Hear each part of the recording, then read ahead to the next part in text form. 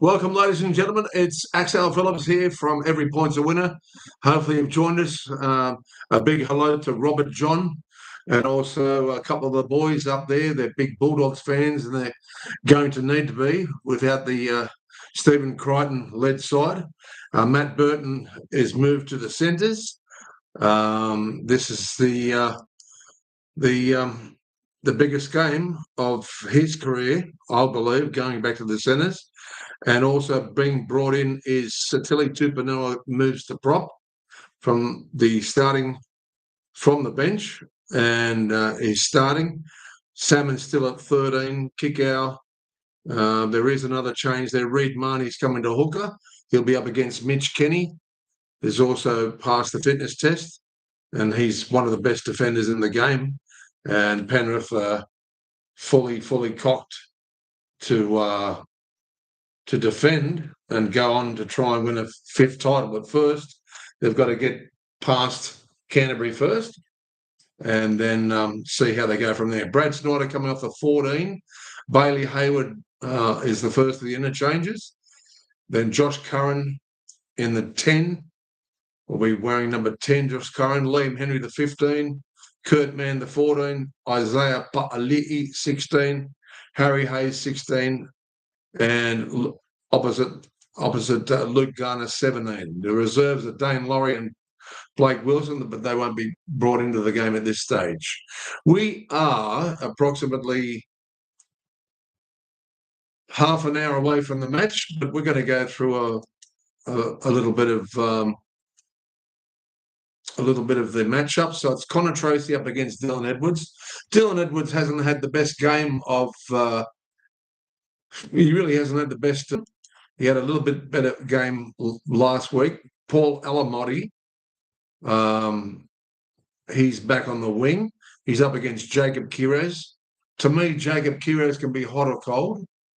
When the whole lot of Canterbury are firing, then Jacob Kiraz usually fires. But Bronson Sherry, he used to be one of our anytime try scorer legends. But over the last 5 months, he's gone off colour a little bit. He hasn't scored for some time. Isaac Targo up against him, or Isaac Tungo, and then Matt Burton against Casey McLean. Well, he's one of our stalwarts in the anytime try scorer. Jethro Rinakama is on the other wing with Brian To'o, a legendary player for Penrith and also New South Wales there, Brian To'o. Lockie Galvin up against Blaze Talangi. And Blaze has finally sat in well with Penrith in number 6. Toby Sexton, a big change there, back up against Nathan Cleary, one of the best halfbacks in the game. And if anyone saw that, the way he had it on a string over in Auckland there, New Zealand, it was an amazing mastership of a footballing brain. His kicking game was superb. Moses Ligotta had a big game, a lot of good, important hit-ups last time. He faces off against Max King, who had a reasonable Origin start and debut, but of course, New South Wales didn't go on to win the series. Reid Marnie, to me, it was a mistake to ever drop Reid Marnie in the first place, but he's back in there in number 17 up against Mitch Kenny, who is wearing number 22 today. So we need to have a look at that as well. Then we have Satili Tupanua wearing the number 15. Well, he's usually easy to spot out. He's got long hair and he looks like the Predator when he's running. But he's up against one of my favourite forwards in Lindsay Smith. And we have had him as one of our standout bankers here today. I really didn't have much enthusiasm after missing a massive treble last night. Massive treble. All they did was give me a bonus bet for, I can't remember how much it was, but they've given me a couple of bonus bets. I had the disallowed try of Simi Sasungi going into Big Red Corey Horsburgh, and we also had one of the other try scorers in Ronaldo going into a really good price there of Simi Sasungi. So it happens. The bunker funds tend to take a lot of tries off us these days, and we've got to cop every uppercut and hook, and hopefully we don't get any sucker punches from the bunker funds here, who are, mind you, Chris Sutton is the touch judge, Przeslarski, Adelinsky, or whatever his name is, Ziggy Preslasa, Adelinsky. He's actually his name's that long, it's behind his head, so we can't see exactly how it finishes there. Chris Butler, I've no comment on Chris Butler. Unfortunately, he is the senior review official here, and Ashley Klein is your referee. So sometimes Ashley's all right, he'll let the game flow a little bit, and then sometimes he's just whistle happy. And though he strangely enough, when they put him in the bunker, and if he's the officialdom in the bunker, he tends to get other people to do his dirty work. But let's hope it's a free-flowing game. It's a beautiful day in Sydney, 22 degrees, and there's a lot of Bulldog supporters there. And hopefully you Penny Panther supporters have left Penrith and you've got out there to Accor Stadium, because they really need to have your support up against a massive support crowd there from the Bulldogs. I think it's essential for the Bulldogs to start really well, but really Panthers are going to come at you no matter what the score is at halftime. I really think the way they've been playing, when you consider they were dead last very early in this competition, and everyone was writing them off to even to barely make the finals. They've come a long, long way to come here to this semi-final. So congratulations to Nathan Cleary and also Ivan Cleary, the coach, to get them this far. It's been an amazing effort. How will Matt Burton go? Yes, of course, when Matt Burton won a premiership with Penrith, both Crichton and him came from Penrith, but he's back in that position of the four. Tall enough and fast enough to play in the centre.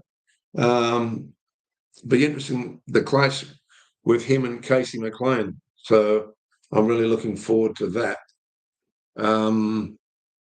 Obviously, they're going to have to, they would have worked it out in training who's going to do most of the kicking. You know, he'll be sharing the kicking with, I would imagine, Sexton and him. I don't know whether Reid Marnie's going to have a few kicks. I guess at last resort, they will be using Marnie for a kick occasionally as well. But how will Satili Tupano go with the full game? Because when he's brought on as a substitute and bringing fresh legs into the game, he's really lethal. So thanks for joining us here on Every Point's a Winner. There's virtually 2 more games to go. The preliminary finals next weekend, and then we have the grand final.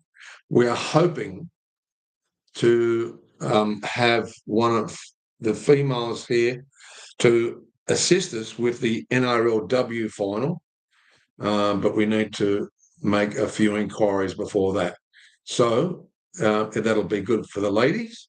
To me, so far, it looks like the best sides will get through, and I think that will be Cronulla won well yesterday, but I think we're going to see Broncos versus East or Roosters, or maybe Roosters versus Sharks. We'll see how we go. We'll find out about the matchups next week. But we're not that too far away now. I'll just tell you who we shield out a few coins on for our anytime try score as we look at the TAB. And head to head, I can tell you that Canterbury are pretty good odds here. Let's have a look here. NRL. Yeah, Canterbury are starting up head-to-head at 3.15 and Penrith long odds on at $1.37. And we'll just have a look at the anytime try scorers for you. It's Brian Totter leading the market. They're giving you a bit of value here. $1.95. Paul Alamotti, 2.10. That's very rare. You'll get his price at 2.10. Casey McLean, usual price of 2.25 or 5 to 2. A little bit under 5 to 2, 7 to 4. Jacob Kiraz, 2.60. Dylan Edwards, 2.75. Hasn't scored for quite a few matches. Jethro Renakama, who looked a bit lame the last game they had, Canterbury, and he was trying to chase an intercept from the other side, and he looked like he was a little bit lame to pick him up. But obviously, he wouldn't be playing if he was still lame. But he's 2.75. Isaac Targo, 3.50. Blaze Talagi, 3.50 as well. And then you have Nathan Cleary, very good odds at 3.50. Matt Burton, $4. Usually he's around about the 3.25 when he plays 5.8. Jacob Preston, 4 to 1. Bronson Sherry at 4s. Liam Martin at 4s. And here's the other tip that we had was Isaiah Pa'ali'i. We think he'll go in again. He scored 4 tries out of his last 5 matches. So you could basically call him a prolific try scorer. Scott Sorensen, close to the line on the burst. Scott is a very, very powerful player, and he is $5. Luke Garner will be starting off the bench as $5. Valami Kikau, who seems to be playing with a fractured eye socket, is $5 also.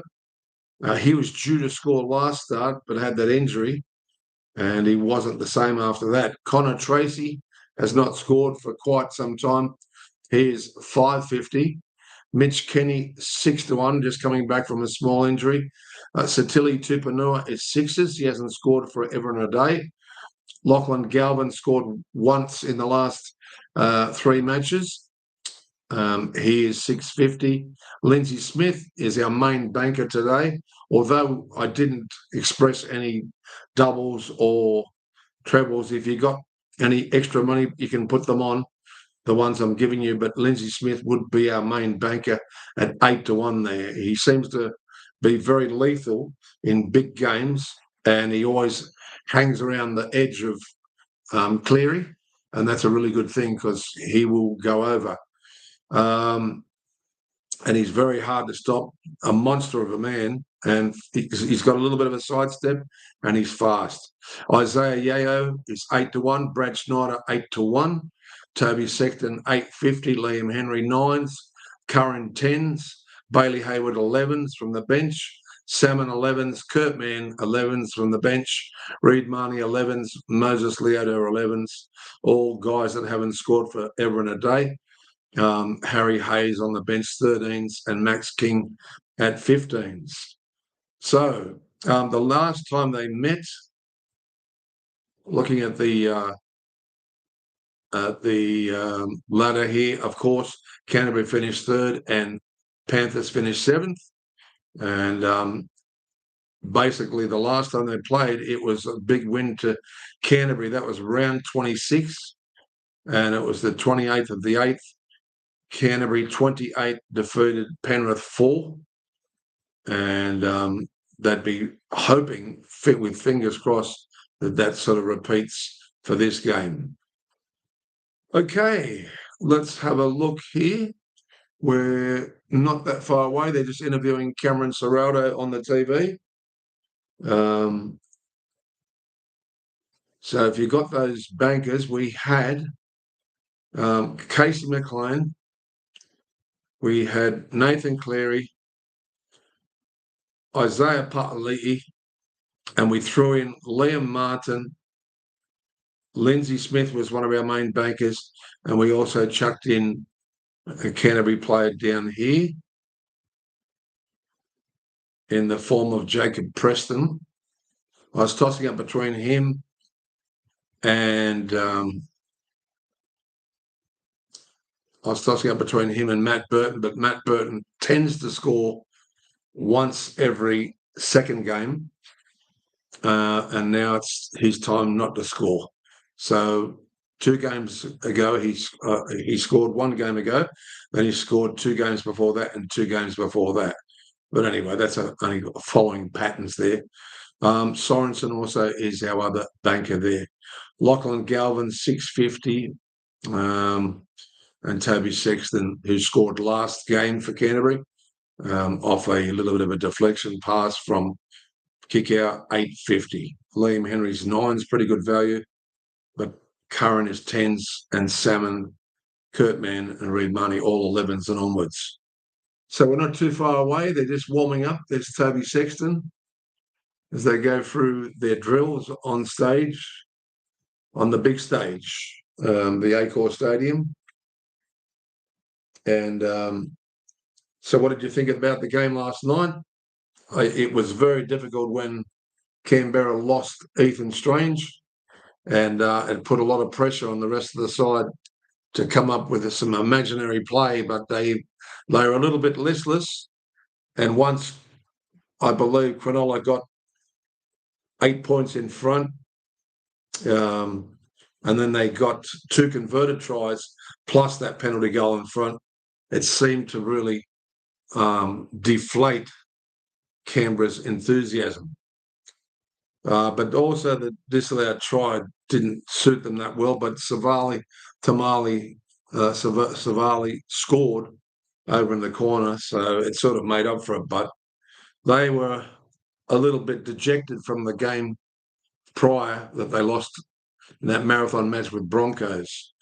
So waiting now for next week, you will have Broncos up against the Sharks, and also it's either Bulldogs or Penny Panthers to go to Melbourne to play Melbourne in Melbourne for the other preliminary final there.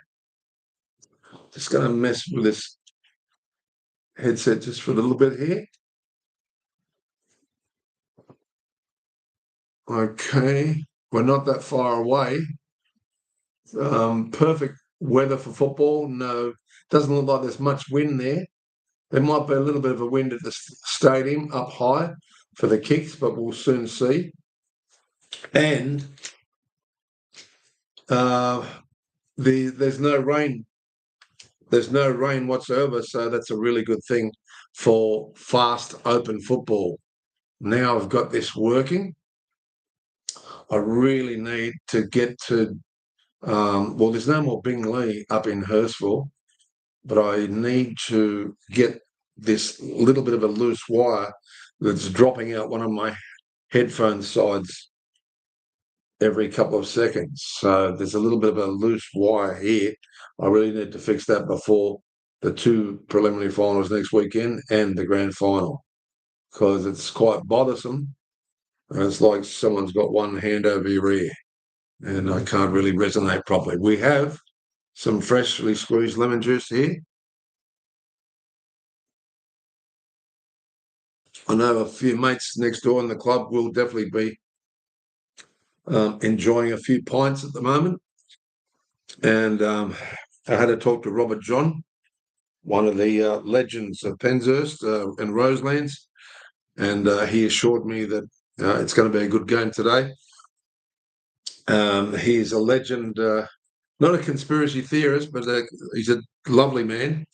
We used to have pizza at the pizzeria just around the corner here, but the gentleman sold the business and he's out in the western suburbs now. So we're looking for a new pizza around this area. Anyway, Robert John will be watching this game, hopefully. If you're online, brother, a big hello to you. Also, a big hello to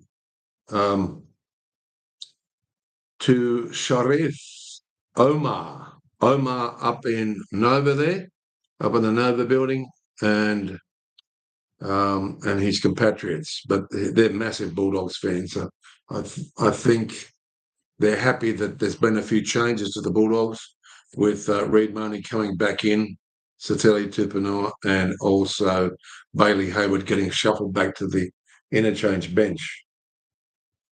Okay, we're now only about 15 minutes away from the kickoff.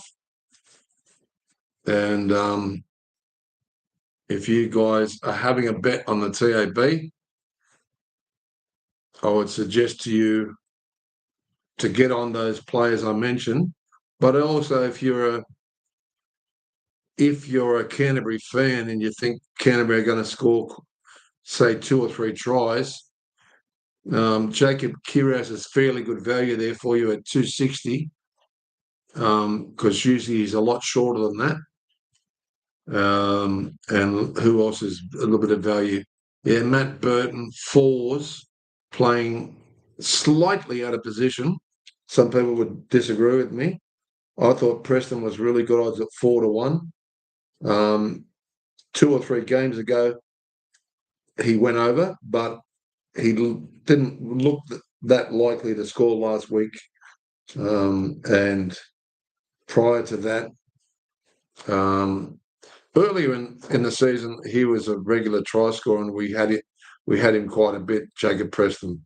And as I said, Bronson Xerri at 4s, you probably won't get great value for Bronson Xerri with that price for some time, but he had a couple of niggling injuries as well, and he also I think he had a HIA, and so he couldn't play all the games, but he hasn't scored for some time, and it's very much unlike him.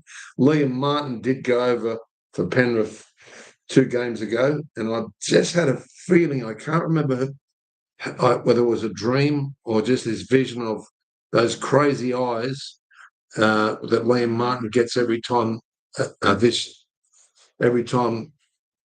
same time this year. He gets this look in his face like he would just crash through bricks or a building to score. So that's why we put him in today. And Isaiah Pa'ali'i is an absolute bulldozer. Well, I think that's what they should nickname him, the bulldozer, because he's lethal, close to the line. Of course, Valami Kikau has scored 2 out of his last 5 matches, but how is the fractured eye socket? Obviously, the swelling has gone down, otherwise they wouldn't let him play. And so anyway, you can write your own ticket the rest, as far as I know. And probably, if I was going to tell you there's any value, both Kurt Mann and Reid Marnie are way over the odds there. If that's what you're looking for, is value odds for ATTS, anytime try score for Kurt Mann, who's very lethal when he comes on off the bench, and Reid Marnie, who's back in the team, can be very good out of dummy half there. And I think that's why they brought him in, because Bailey Hayward was missing a lot of tackles as well, and he just hasn't performed to his potential. But of course, he's there to bring on from the bench. Okay, we're not too far away now, ladies and gentlemen, from the Panthers versus Bulldogs game. Little bit of a local derby. The Canterbury district, and a lot of supporters there through the streets of Belmore and Penrith. They have been known not to travel, so we can't. I'm just looking at the crowd. There's a lot of black colours in that crowd, but there's a whole section of Bulldogs, of course, and they're still going through their warm-ups. Let's have a look at might get the NRL website up so we don't miss anything here. And have a look at the stats and see what will come out here. They have played 48 times, the Bulldogs. Oh, there's poor Steve Crichton hobbling along on his moon boot. One of my favourite players, mate. When I first started having a couple of dollars on anytime try scorers, the 2 guys that would score virtually every week for me were Steve Crichton, occasionally Matt Burton, like every second match, as I said, but it was Crichton every week. I'd back Crichton for ATTS, and he was always fairly good odds because he wasn't a winger. But I also used to back Bradman Best, and he was a lethal try scorer when Newcastle 2 years ago and even last year was scoring at will before he suffered those dreadful hamstring injuries. So, just looking at the matches, last round 17 earlier in the year, it was an absolute skull-cracking match with very little tries. It was Panthers 8 defeated Bulldogs 6.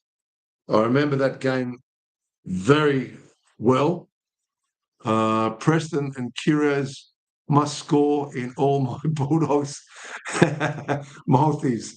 Alamotti and McLean must score in all the Panther multis. Yeah, fair enough. You're doing okay, bud. That's Fuhrez. Is that how you say your name? Fuhrez. And look at Connor Tracy's odds. Anytime try scorer. Yeah. Well, he hasn't scored forever and a day, has he? He was scoring at least once every 3 matches, Firaz. I'm just going to have a look here. I'll look at his odds for you, bud. Jacob, where is he? Connor Tracy? Why is he not there? Oh, no, there he is. Yeah, pretty good odds, 550. Yeah, I don't know. I don't think he ever scored when I had him. He was just one of those players, Firaz.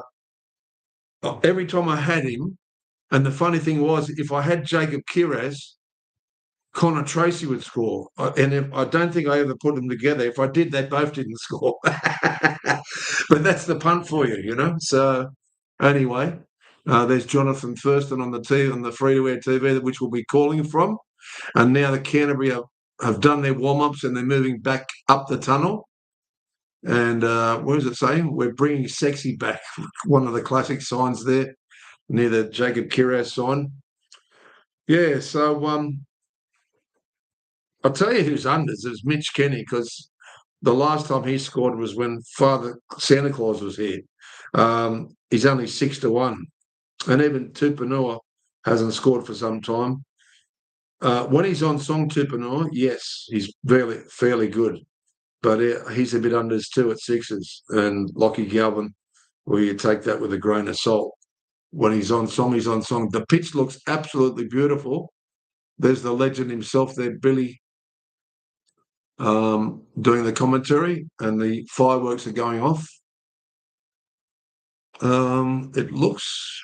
Oh, is that the run-on colours for the Penny Panthers? They got the brown in the black colours today, going back to a little bit of traditional colours. There's Liam Martin. Geez, he looks psyched.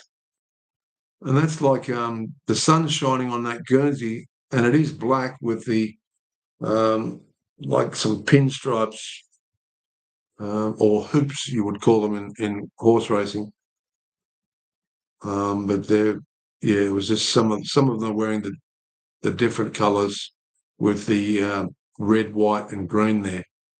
And now, as they key up, it looks like Steve Crichton's giving a lot of instructions, and I'm sure he'd be dying to be a part of this team. And the kickoff is only about 4 minutes away. So best of luck with your punting, Firaz, and hopefully you can pick up a few bickies here and there.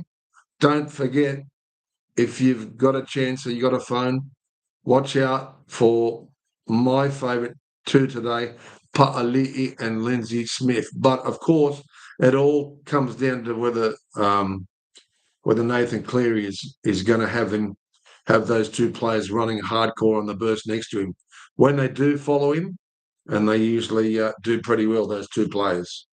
Brad Schneider's an interesting interchange. He's been playing out of his shell lately, Brad Schneider, but he's the 14, and then Bailey Hayward is still sporting the 9. I don't mind that when they keep their numbers, and so it makes it easy as far as interchanges are concerned. Cheers. Yep. No worries, mate. Yep. All right. So onwards and upwards. A big hello to the gentleman next door. He's one of the supervisors there. I don't really like to mention where we are. We are in the Hurstville area. However, the club next door, and he knows who he is, and he's an absolute legend, a gentleman and a scholar. And I can never get his surname. It's Barakaki.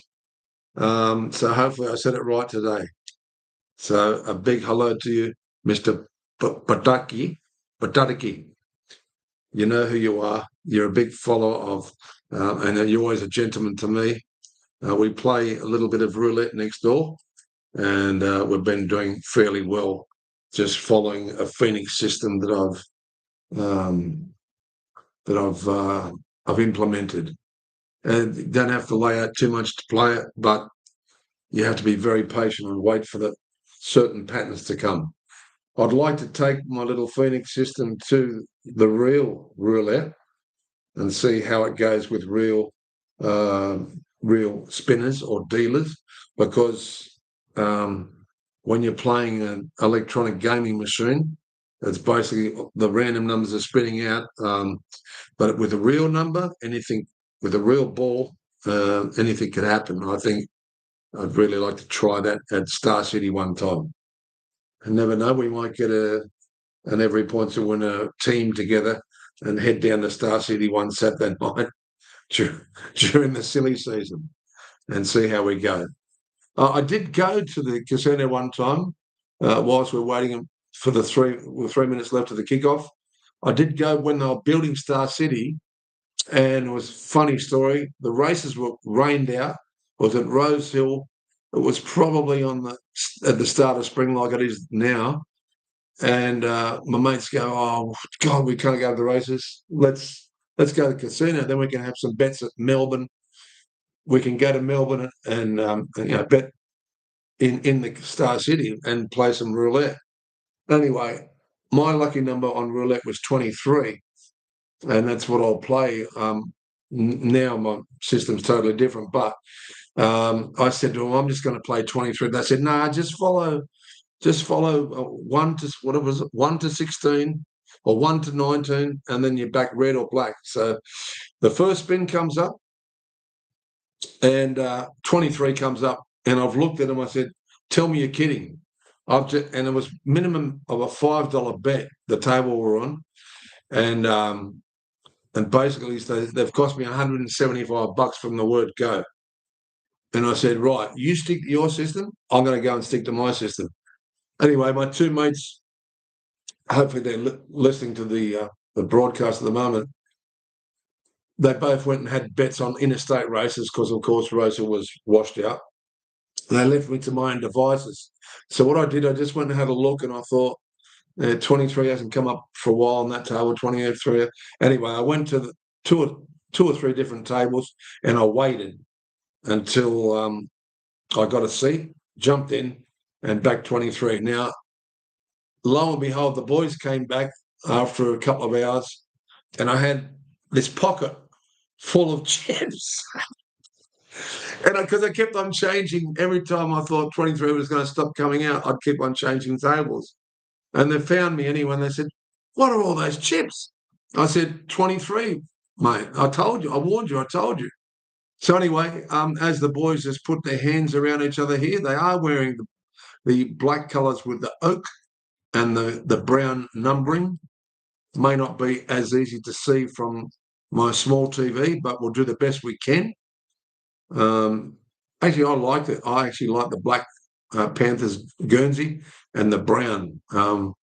Some people like the Pink Panther outfit, but they've gone back to more the traditional home colour there of the black and brown numbering system here.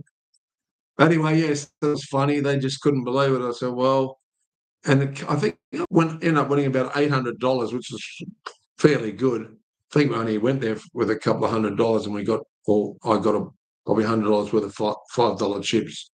And it came up on 73 spins, it came up 8 times. That's pretty good odds. Anyway, that was my story. And it looks like Penrith are about to run out of the tunnel. Cleary just pumping up his muscles, hitting them, making sure that he's loosening himself up in some sort of psychological way. I know the Chinese do that. They tend to hit themselves a lot down at the aquatic centre, not too far away. They are doing that all the time. Anyway, they're pretty healthy people, the Chinese down there. Not such great swimmers, but there are some good swimmers amongst them. Moses Leota runs out with Nathan Cleary. He's a big unit, compact, short of the ground, but so muscly. Moses Leota, not that tall compared to Lindsay Smith. And here's Kickoff.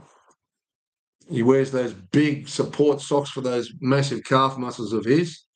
So he's usually he's a tall giant. He's got his big undergarment leg warmers up to look after those big hamstrings. And that's a really good poster, doggy style. Doggy style. But it was a really good, mean-looking bulldog on this poster, and it said doggy style. Well, doggy style, it looks like Kiraz is about to bring them out. He does a little bit of a sidestep, and out they come. Canterbury, we're not too far away. Harry Hayes follows him out with Burton, the black headgear today. Jamin Salmon. There's a massive amount of Canterbury supporters there. There's Toby Sexton. Connor Tracy with a very stylish haircut. And doing some high star jumps, Reid Marnie with his white headgear. I know he's got a lot of fans, and when he got dropped from the team, or dropped back to the bench at least, or to reserves, he certainly didn't like it, nor did his fans. A Curran affair, that's a good one, with a picture of Josh Curran. We're not too far away. There's big Lindsay Smith. Think he's going to have an outstanding game. Actually, Klein looks towards his touch judges and making sure that their headpieces are working.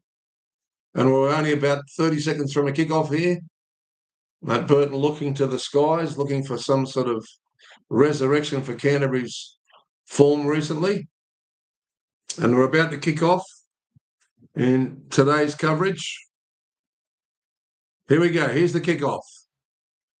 And it goes down to Canterbury. And taking this first run up is big Max King. Driven into the turf by Lindsay Smith there. Reid Marnie into dummy half, of course. And that's Kiraz with a run. And they're about just on the edge of the red zone there, 20 metres out, Canterbury on the second tackle. Nice and deep. And there's Burton putting a little bit of a sidestep on Cleary. But Cleary wraps him up now with Isaiah Tungo. And big run from Satili Tupanua, but someone's got him in the legs, and it's Nathan Cleary. Sizzling tackle, sizzling run. And they're nearly up to the 30-metre mark, 40-metre mark now. Just before halfway, Lindsay Smith gets him just before the fifth tackle. And the kick goes in from Burton. Long kick downfield, straight down to Edwards' hands. And Edwards pumps it out, nearly gets back to the red zone, but they're still in their own red zone here. And going in to have a bit of a run there is Brian Toto with his white headgear. And then Isaac Tungo out of dummy half to Casey McLean. And it looks like it's Blaze Talangi. Yeah. And a good run from Scott Sorensen there gets him up to the 40 to the fourth tackle. Lindsay Smith nearly takes him to halfway, but not quite. And now with Nathan Cleary, he's been charged down. Who's on that ball? Hey, ooh, hang on. It'll go back to Brian Toto here. And Brian Toto makes a little bit of a meal of it. What are they playing here? Is it Kiraz? Someone's been tackled without the ball. What's going on here?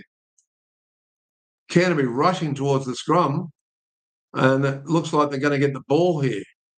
Nathan Cleary's absolutely disputing it with Ashley Klein, this decision, and he's going to have a look because this will be in prime real estate here for the Bulldogs. Yep, he's challenging this. So obviously he feels very strongly about it. It was the big fella that charged it down. Valami Kickoff. Is that a knock on? They're trying to work out, is that a knock on? And what happens here? Does he knock it on here for the second time? They're trying to work out whether Edwards holds him back. He doesn't really.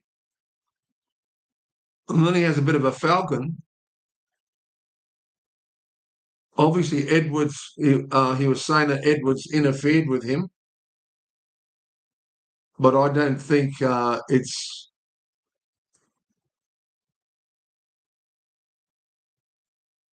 Is it going to be turned over? They're speaking to Edwards at the moment. They're still having a look at it. Yeah, so there's the charge down. It had a really rough bounce. But I don't think Edwards did enough to stop Kickoff from regathering that because it was just an awkward bounce. But they're going to go for the 2, are they? So they might have even lost their challenge. Let's see here.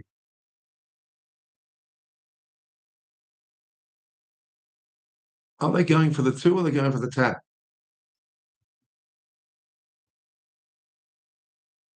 He's going for the 2, Matt Burton. Okay, so that's a little bit of respect for the Panthers also. And he's kicking last week. He got 3 from 3, but this one's pretty much straight in front, a little bit to the left of the posts. Oh, I see it's straight in front. There's hardly any angle at all. You couldn't see him missing this one. And Matthew Burton puts the Bulldogs in front in the first 10 minutes of the game as they go to a commercial break on free to air. Thanks for joining us here on Every Point's a Winner. And hopefully we can pick up some biggies. But, of course, we need a few tries in this match as well. Interesting. Had that charge down had a good bounce to it, Kickoff would have been hard to stop, even with Edwards getting it right around his bootlaces. But according to the officialdom, they've kicked the ball back now. We're back from the break. And Max King is driven into the ground by Sorensen there. Lovely tackle from Sorensen. And now Kiros goes for a little bit of a run, but yet again Sorensen with 22 is on there. Mitch Kenny, of course. Nice tackle there from Moses Leota. And they're up to the 30 now with Jamin Salmon, just before the 30. Nice tackle there from Lindsay Smith and Leota again, getting through a lot of defence. And a kick from Burton. Is he going for 40-20? But it's gone straight into Dylan Edwards' hands, who was waiting for it. And he made a little bit of a break there, Dylan Edwards, to get them down to the 40-metre mark. So it hasn't been a great set from Canterbury, I must say. And now trying to push over there. It is number 2 for Penrith, Paul Alamotti. And now Mitch Kenny controlling. That's Brian, is it? Going for a little bit of a run. And Liam Martin. Good run. Now Cleary, big up and under now. There's a knockback there. Canterbury will pick the ball up. Connor Tracy has the ball. Isaac Tago brings him down about 15 metres out from the line. Good driving tackle here. It looked like Rena Karma got driven back hardcore there. Now, nice tackle there for the second tackle with Yayo. And coming up to the 30-metre mark now, Kiraz. And that's the third. Not making that much ground and really good defence from Penrith here. Good tackle from Mitch Kenny again. And now for the fourth tackle, they've still haven't got to the halfway. Driven hard back into the... Oh, no, Casey McLean's got a bit of a loose arm there. And a big kick from Matt Burton. But it's only a midfield roost, and Moses Leota, Alamotti picks it up fairly easily. But driven back by Big Kickoff and Sexton, and also Max King was in there as well. Kickoff still laying in the play the ball area. And now on the 30-metre mark, Penrith get a penalty here with big Satili Tupanua and Jamin Salmon laying all over the play the ball. They're having a look at Casey McLean's arm. Hopefully he's gone back into position. These young players are really vital that they stay on the field here. But if you're injured, you're injured. But he's definitely had to carry that arm a little bit loose there. So now good play the ball there, and Leota just scoots it out, gets it to Lindsay Smith, but he's broken down there by the other Jacob Preston. And they've just gotten over inside Canterbury's half here to the 40. It's only the third tackle, and Yayo takes it nearly to the 30-metre mark on the fourth tackle. Cleary with a nice little shift there and out into the wings. Is that Alamotti? Alamotti making great ground here. Oh, you only had to get his hand free. Dylan Edwards is waiting on the inside. Last tackle. Panthers getting it out across to Lindsay Smith. Fast hands to McLean. To'o. To'o's going to go for the try, and he might have scored. Brian To'o. I think he scored. And Penrith have hit back straight away. He has. They'll just need to check it. And their first try of the game goes to Brian To'o. There you go. Good fast hands. Alamotti did that little jink, little goose step. Taken out there by number 17 for Canterbury, Reid Marnie. But then the ball got switched out to the other flank, and To'o was waiting. It was a little bit of a loose pass from Cleary out of dummy half, bouncing into Lindsay Smith's hands, and then they kept on feeding it through fast hands.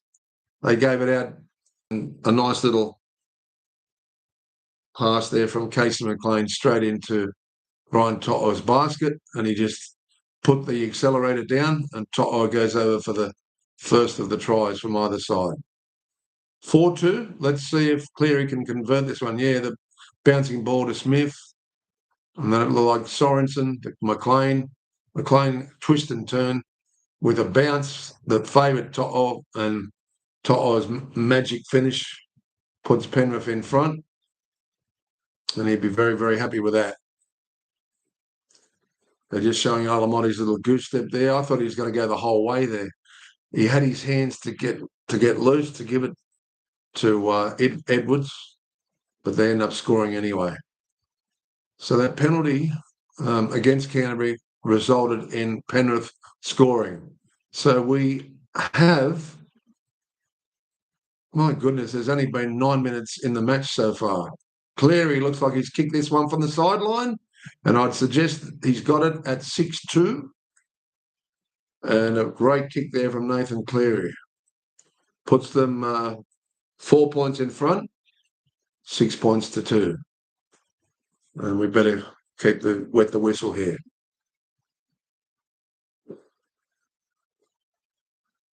Thanks for joining us. We have our lemon. We have our Mentos. These aren't sponsors of the program, but the little Mentos are good, the mints, and we're just waiting for the kickoff. Canterbury kick it off. We have 31 minutes to play. Straight down into Blaze Talungi's hands. Crikey's Lindsay Smith was hit with an almighty hard tackle there from Jacob Kiraz. The other Jacob Preston. Max King goes in for a hard tackle there on Kenny. Leota, great run from Leota. And he makes another 5 or 10 metres down to the 30. Canterbury really trying to muscle them out of the game here. Silatili Tupanua with Max King running the opposite flank on the left here. It looks like Edwards went for a run. It's the fifth tackle, though. They're looking for Cleary.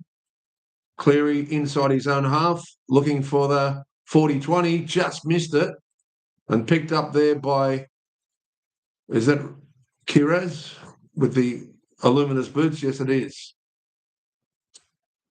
And into dummy half there, it looks like, is that Toby Sexton?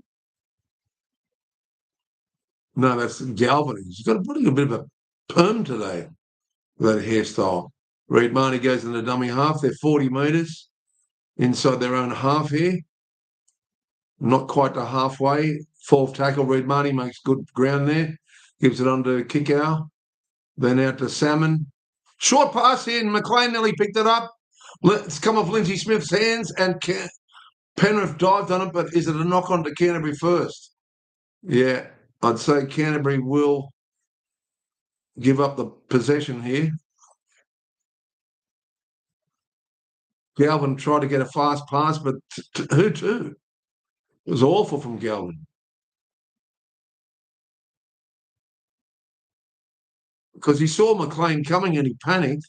That could have been disastrous. Not a good decision there from the young kid. But that's what you get. No, we're not interested in him. That's what Phil Gould said. But anyway, every player has a mistake in him, and also every player can atone. Tyler had a good run straight out of the play the ball there, and they're nearly up to the 30-metre mark inside of Canterbury's zone here, trying to press them down to the red zone. Oh, big run by Leota.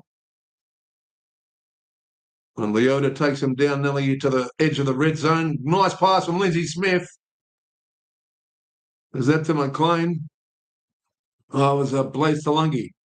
Nice pass there. Edwards, fast hands out to Alamotti again. Alamotti going for the try line and they'll score easily. That's one of the easiest tries you'll ever see. Fast hands. They nearly scored about 7 minutes ago in the same region. And just really good fast hands there from Penrith. They are looking fairly good at this stage, ladies and gentlemen. Really good, fast play the ball. There was a massive gap when you see it from overhead. Rena Kama came off his wing and created a massive overlap. He's inexperienced, Rena Kama, and Alamotti got the ball and just used his pure strength and speed. And he saw Connor Tracy coming, a very inept tackle, but you try and tackle Alamotti when he's on the reverse leg to try and stay in. He did try and knock him out over the touch line, but maybe that wasn't the result they needed. And Isaac Targo gave him a nice cuddle after the try there with Alamotti going over. And some information coming from Ivan Cleary there. And Alamotti, I think he started about 2-1, $2.05 there to score a try. As I said, 5 minutes earlier, he nearly scored. Now it's 10-2. This time, Nathan's got to kick it from the far right. The previous conversion was from the far left. And I'm sure that would have taken a little bit of bite out of the supporters of the Bulldogs, all from that Lockie Galvin mistake. Thanks for joining us online. Here's a nice kick again, straight as a die. I'm sure he's been practicing through the week. He's one of those players that loves the game so much. He always wants to have a football in the hand. And he's been faultless so far with his kicking. And Nathan Cleary and Alamotti puts the Penrith Panthers in front 12 points to 2.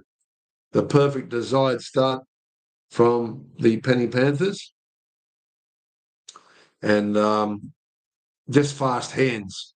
Now, I don't know how Serraldo feels about Rena Kama, being short on that wing, coming in early and creating a massive overlap. Penrith saw it and only just had to use fast hands to put Eliminotion into a screaming, widening gap. Now, from the kickoff, To'o brings it up to the 30-metre mark inside of Penrith's playing zone here. And they're not quite to the 30-metre here. Big run from Leota. Gets the ball back to Mitch Kenny there. Then on to Dylan Edwards. There's players around him. So there's no Shepherd. He goes to ground. And now Canterbury's trying to muscle the Liam Martin out of the universe with big tackles from Salmon. Nice run here from Yayo. He's got him up to the halfway. They didn't expect that. A few players coming up early here to try and put pressure on Cleary. Cleary puts a big kick in. This time Rena Kama comes away with it. And he's not quite on the edge of the red zone there for Canterbury. Matt Burton hit with a nice tackle there from Lindsay Smith and also Mitch Kenny, an absolute workhorse in defence. They haven't quite got the 30-metre mark, and Yayo's pushing him back with Leota and Sorensen. Great defence here from Penrith. And Canterbury are stuck inside their own 30-metre mark here. Another great tackle from McLean, Isaac Targo, Blaze Talangi, sorry, and a really good tackle from Lindsay, assisted by Lindsay Smith. Max King takes it over there on the 5th tackle, and then they're not quite to their own 40, Canterbury. And it looks like Galvin kicked that one, and it's gone straight down the gurgler into Brian To'o's hands. To'o tries to put a little jink on, but can't get around Bronson Sherry's tackle there. And a nice run from Casey McLean, gets shouldered to the ground by Jacob Kiraz. And as they head up towards the 40-metre mark here in their own zone, it is Penrith trying to get it to the halfway here. Nice little run there from Alamotti. And now going forward here, Penrith are inside the 40-metre zone, but that's the 5th tackle. Their kick coming from Cleary here, you would imagine. Big up and under. This time someone's flying through. It's probably, it was Mitch Kenny that was flying through. But Canterbury have the ball. And they're just getting out of their red zone here. Rena Kama right on the edge of the red zone for the 2nd tackle. Nice tackle by Isaac Targo. And Lindsay Smith trying to wrestle Matt Burton to the ground here. They're on the 30-metre mark, Canterbury. So far, solid defence from Canterbury, from Penrith. Oh, someone's got a little bit winded there, but Jacob Kiraz Preston's is through. Preston's gives it. Is that Lockie Galvin? And Lockie Galvin goes in. A big hit back. Jacob Preston, we had as our anytime try scorer, but he had no other choice but to send Lockie Galvin, who was backing him up on the inside, drew the player in and has scored for Canterbury. Ciraldo looking animated. And now that'll bring the crowd back into the game, and he feels a little bit exemplified there for coming back from his bad mistake that led to a Penrith try. Oh, what happened? I don't know who missed him there. Sorensen doesn't usually miss tackles, nor Kenny like that, but it sent Jacob Preston into a yawning gap here. Oh, okay. He's run back at a different angle too. It was Sorensen. That's unlike him to miss that tackle. Edwards was torn between staying on Galvin or putting Preston's away. He chose Preston's, and Galvin goes in for the first of the Canterbury tries, and he feels a little bit justified after his big mistake, the young kid, Lockie Galvin. If you picked him up, you would have got him at 4-1 for any time try scorer, and now that makes it 12-6. And I'd imagine Matthew Burton should be able to slot this over. It was really a really good set movement there to send Jacob Preston through. And Galvin going off. He's done something to his hair. I don't know whether he's put a permanent, but it's certainly got a lot of wind in it. And he hits back for Canterbury. Not the easiest kicks, but for Burton, he should nail this one. And it's gone straight between the posts.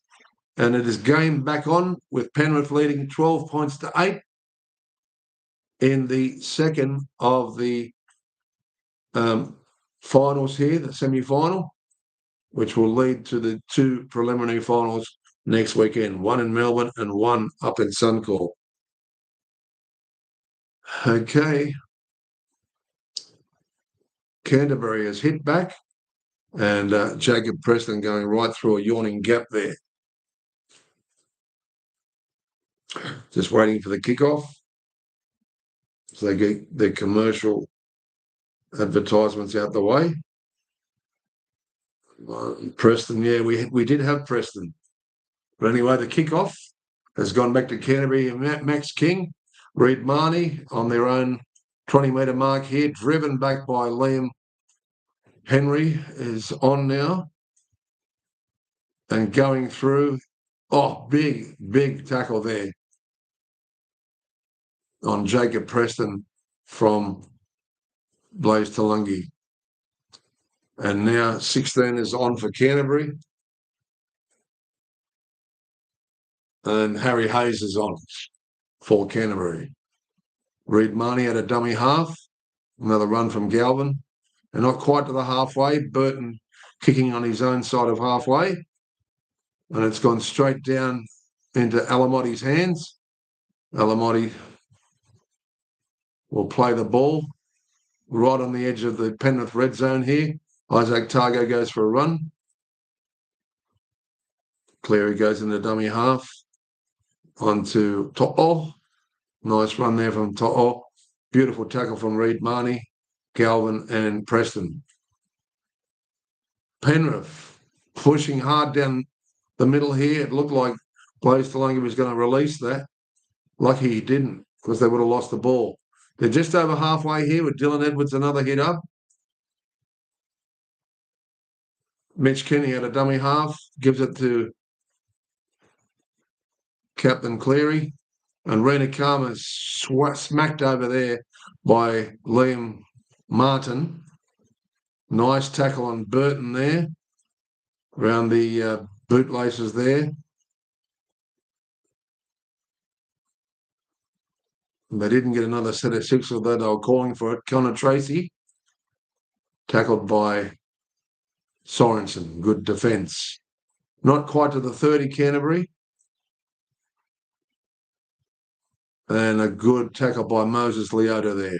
Not exactly on the 40, but they should be over the 40 with this tackle. That's the 5th. So it's just a game of four slings back and forth at the moment between the two clubs. Let's see who comes up with this take, and it was a nice take from Dylan Edwards, fullback for Penrith. And now Brian To'o goes for a little bit of a run. Playing the ball. He's nearly to the 40-metre mark. Was that Casey McLean with a nice hit up? Looks like someone lost the mouth guard then. McLean does his shoelaces up. And now to the halfway on the 4th tackle, Dylan Edwards. Mitch Kenny. Oh, big hit from Reid Marnie, but he got the ball loose. And now Penrith nearly on in the clear here. Yayo's seen another gap out wide here, and it looks like Alamotti's away again. He's looking for a player inside. Who is that? Scott Sorensen? Who is it? It's Cleary. And Nathan Cleary goes over. What a try. What a beautiful try. Someone came up and smacked. It was a Reid Marnie, but somehow Yayo kept the ball alive. He saw a gap out wide, and that was just mastery by Alamotti, who was down the flank. Yeah, he went to give him a high five, all right, and backing him up on the inside was Nathan Cleary, and he was one of our anytime try scorers at really good odds. Yeah, after being smacked in that tackle, still can't quite see who it was who got smashed in the tackle. It might have been even Dylan Edwards that started. No, it was Smith. Reid Marnie tried to put him into the planisphere. Oh, Rena Karma, bad miss on Alamotti. The inexperience is showing up here. Perfect pass from Alamotti. Drew in Tracy. Kick out, couldn't run down Cleary. although he valiantly tried. And Cleary comes right under the post and does a little sayonara sort of sign here. What's the celebration? I don't know what that's about, but oh, that's funny. And it looks like Isaiah Pa'ali'i is on, so that's good news for Penrith as well. They kick away here, 16 points to 8. There's a real professional team, Penrith, and a beautiful backup from Cleary.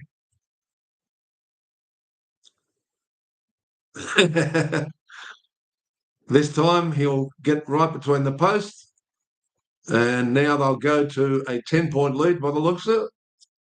18 points to 8. Thanks for joining us here on Every Point's a Winner. I still need to fix up this lead. Only one of my headphones is working unless I actually earth the lead. This is what happens when, and these are really expensive headphones for my music and for broadcasting, but once or twice the lead got pulled. Even though it's one of those detachable ones, it's a little bit loose. So I need to earth it so I can hear both the speakers into my ears. Wow. It was amazing for Lindsay Smith to keep that ball alive after a big, heavy tackle from Reid Marnie. But it resulted, kick out, and Salmon tried to come up for a mad charge there. It didn't work. He missed his mark, and Penrith are now to that 30-metre mark and pressing on the third tackle. Nice and deep here, Cleary. Leah, Martin nearly clear there. Just caught by Rena Kama. He nearly got away there. Running out of dummy half there. Was it Sorensen? No, Kenny goes into dummy half. They're nearly to the 40-metre mark. And that looks like Blaze Talangi going for a kick. But it's gone straight down the gurgler into Kiraz's hands. Good tackle by and chased by Casey McLean. And they're caught in their own 10-metre mark. What a hit there from the big fella, Lindsay Smith. He's taken the wind out of Bronson Cherry, I tell you. They're probably 13 metres out from the line here. They've got the Bronson Cherry tackle, have they? Dear, oh dear. Or someone's hit Harry Hayes too high, have they? Well, let's have a look here.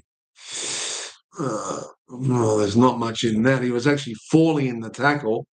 Pa'ali'i tackled him, but Burton's going to find some extra ground here with that penalty for Canterbury, and they'll get up to the 40-metre mark with that great kick. Liam Martin leading with his shoulder there, although it wasn't a shoulder charge. According to the officialdom, it was a little bit unsafe. So Max King caught there, just past the 40-metre mark, and Canterbury for their second tackle nearly take it to the halfway. Good defence from Yaya and Mitch Kenny as usual. Just over halfway here, nice and deep, Canterbury. And on the board burst, there's Tracy. But what a tackle from To'o. And he's out. Great defence there from Brian To'o. Penrith doing everything by the book at the moment. And Kiraz tried to accelerate here from the Tracy pass, but his foot went over the wire. To'o's an experienced state of origin winger. Good luck trying to do that to him. You can see what he meant by it, trying to suck him in, but he was always going to cover both of those players. Now Penrith have the ball through Isaac Targo. Lindsay Smith, good run, nearly to the 40-metre mark of Canterbury. Only on the third tackle, though, so they're pressing on Penrith. And with a little bit of a side jink there, Cleary. He's already gone over. That was the fourth tackle. I'm sure you want to come back to put a kick in here shortly. And trying to keep it alive there is Blaze Talangi. Not quite to the 30-metre mark there. And along comes Cleary for the kick. This time he kicks to Brian To'o's wing, but it goes right down the gurgle of Connor Tracy. A fairly good chase there, but he's been cleaned up by McLean. And that he's trying to run it out of his own 10-metre mark, gets to 13 metres, and now they get the penalty.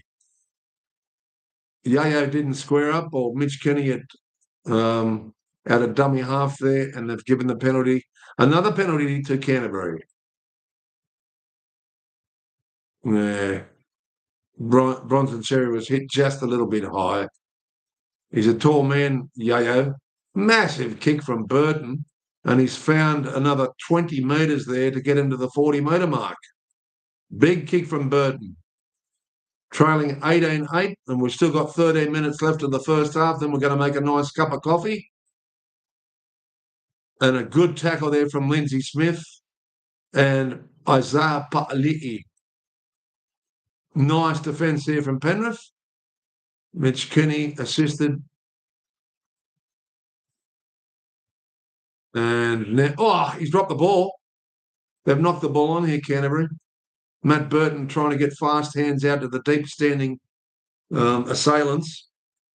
But it looks like Blaze Talungi's forced an error here. I won't tell you what Matt Burton said. It was a big tackle from Blaze Talungi, knocked the balls out of his hands. So, bit of magic there from Blaze. They're all patting him on the back. At 18-8, there's still possibly 2 more tries available here to Penrith, or possibly Canterbury. But they're pressing on now over halfway, only on the second tackle, and that's Isaiah Pa'ali'i, who's on now. He's a real bulldog. Speaking of Bulldogs, Liam Martin running hardcore there. Oh, nice bootlace tackle there on, is that number 15, Leon Henry? And well tackled by Reed Martin, but he did something, Reed Marnie, but he did something illegal there in the tackle. Just checking Liam Henry's number, yep. Isaiah Pa'ali'i. Oh, that's Brad Schneider on with a headgear. Hang 5. No, it's 16. It is Pa'ali'i. I thought so. It looked like him. You just got to double check these numbers. All right, going into dummy half here, Mitch Kenny. They're only about 10 metres out from the line here, now 12 metres out. Yayo pushes forward. They're exactly 13 metres out from scoring another try here. And look who's getting out wide, Brian To'o, and that's an easy try to Penrith, and that might have really scalded Canterbury's chances. What a beautiful, fast hands. They're finding a lot of weakness on the flanks for Canterbury. They're finding massive gaps, and it's coming from this real fast play. Look at the fast hands here. So they feigned Isaiah Pa'ali'i, and I don't know whether that's going to, as long as he didn't interfere, the decoy runner here, Pa'ali'i. No, he didn't interfere with Jacob Preston, and it was just fast hands. There's nothing illegal in that play. Had he knocked over Jacob Preston, then Penrith would have had something to answer to. But it was a perfect set play. Everyone thought Isaiah Pa'ali'i was going to burst onto the and score, but instead it was just fast hands in the second phase. Nice and deep. Bang, bang, bang. Brian To'o for his double. And not much you can do about that. If Canterbury's wingers are not covering the flanks, and Penrith are really showing them up. And there's still enough time. There's 9 minutes and 54 seconds left. As I said to you, there could easily be another try from Penrith here. And that's really silenced the mass Bulldog supporters here at 22-8. Let's see if Cleary gets another goal here. He's kicked it straight between the posts. Faultless today. And I'd say that's 4 from 4 there from the legend himself. We will go through once I make a nice cup of coffee. We might even have one little piece of chocolate. What do you think? It says here, I have 2,000 bet on the Bulldogs. McChopper. What made you think that? Well, that $2,000 is not looking good, bro. Yeah, I know Penrith are long odds on, but they're certainly playing like it. 24-8. it's going to take a monumental task. And anyway, good luck with your bet. But betting a side without Steve Crichton, a Bulldog side without Crichton, is high risk. But anyway, good luck to you, bud. Good run there. I'd be thinking of having a few anytime try scorers in the second half to try and get your $2,000 back. Anyway, we do sponsor or we do suggest small bets here at anytime try scorers, and every point's a winner. So take it easy. And Penrith are working out over halfway here. And they're through another gap. It's Liam Martin. Liam Martin. Oh, he's thrown an intercept. He's picked it off perfectly. And he's saved the day there, Connor Tracy, has he? But a penalty. Salmon. He's pulling someone back before he passes the ball. And will he take the two here? I'd probably keep the pressure on. But knowing Cleary, he'll probably want the two. Liam Martin gets through a bad tackle there from Lockie Galvin, was it, or Sexton? It was Sexton with an awful attempt on Liam Martin. He lined the pass up, but someone was held back. And I think he's going to go for touch here and keep the pressure on. Well, I think they've gone for the right decision there because they're only going to be 30 metres out from the line.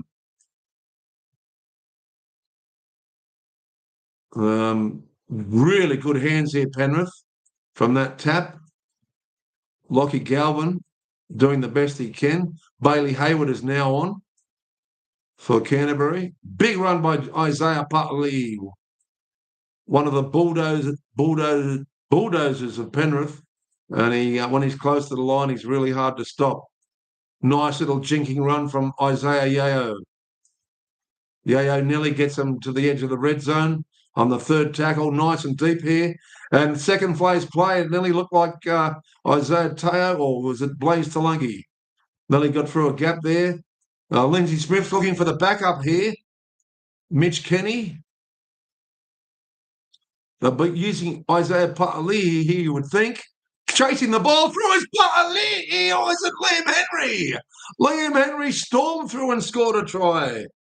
What a nice little kick through here. And I think Dogs are decimated. Serraldo's perplexed. And they're just on fire. These guys, if this is any form to go by, they're going to go to Melbourne next week, and Melbourne aren't in sizzling form. Although they're waiting there to have the preliminary final, this side's form is reading perfectly here. Like a champion racehorse, 1-1-1-1-1, like phenomenal.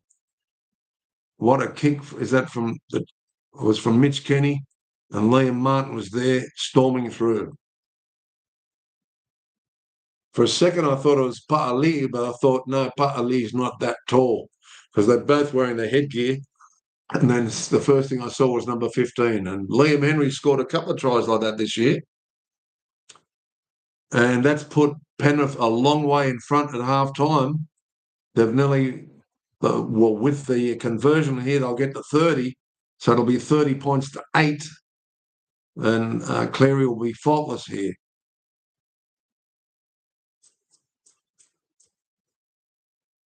He's looking quite relaxed there, Coach Cleary. And I'm sure that's hurt the Bulldogs there. Nearly at half-time at 30 points to 8. So thanks for joining us here on Every Point's a Winner. We will have a break, have a coffee break. And we might have just 2 pieces of Cadbury to have with our coffee and a nice little toilet break. We'll come back and then we'll go through the stats. They're not going to be looking good for Canterbury. I mean, they started off the game fairly well, but it's just been all Penrith the last 10 to 15 minutes. And it's been a lack of experience on the wing from Rena Kama and not covering, the poor kid with the Canterbury Guernseys looking pretty sad at this juncture. Just a lot of inexperience in Canterbury at this stage, which has been shown up by the professionalism of Penrith, a side that's trying to string together 5 premierships in a row. And if this is any sample, good luck Melbourne next week. But the game's not over yet, and don't write off the Dogs, but they're going to have a game that they came back earlier in the round proper with Steve Crichton when they were a mile behind and came back. I think they might have beaten Canberra. Can't remember at that stage now. But the kick goes downfield, and it is Connor Tracy, is it? Can't quite see who that is. Yep. And now running it down is Rena Kama. Tackle from Pa'ali'i and Liam Henry. And nice tackle from Isaac Tungo there. Nearly to halfway on the third tackle. And Kurt Mann is on, trying to inject some pace into the game here through the middle. And Connor Tracy, Penrith's defence is swarming all over Canterbury at this stage. They're nearly down to the 30-metre mark here. But it's the 5th tackle. Galvin has a cutout. And the up and under goes straight down into Casey McLean's hands by the looks of it. Or is that Blaze Talangi's hands? Yeah, Blaze Talangi. And good run from To'o, trying to give his forwards a little bit of a break over the 30. Second tackle for Penrith. McLean comes in and gives the forwards a rest. And trying to look composed there is Steve Crichton. I'm sure he'd love to be coming on for this second half to bring his side back into the match. They're a long way behind, 22 points. And a good run from, there's a blue moon if I've ever seen one. Dylan Edwards with nice butt cheeks, if anyone likes butt cheeks. We needed a little bit of comedy into the match, but they've finished the 76 with a kick, and now Canterbury's working out of their own 20, just outside their own red zone here, and pushing forward there. Matt Burton tries to put a little bit of a step on, but he's taken out by Mitch Kenny and Liam Henry. Kurt Mann with a nice pass. They've just gotten over the 30-metre mark now. Is that Jacob Preston? It is. Preston plays the ball. Not quite to the 40-metre mark here.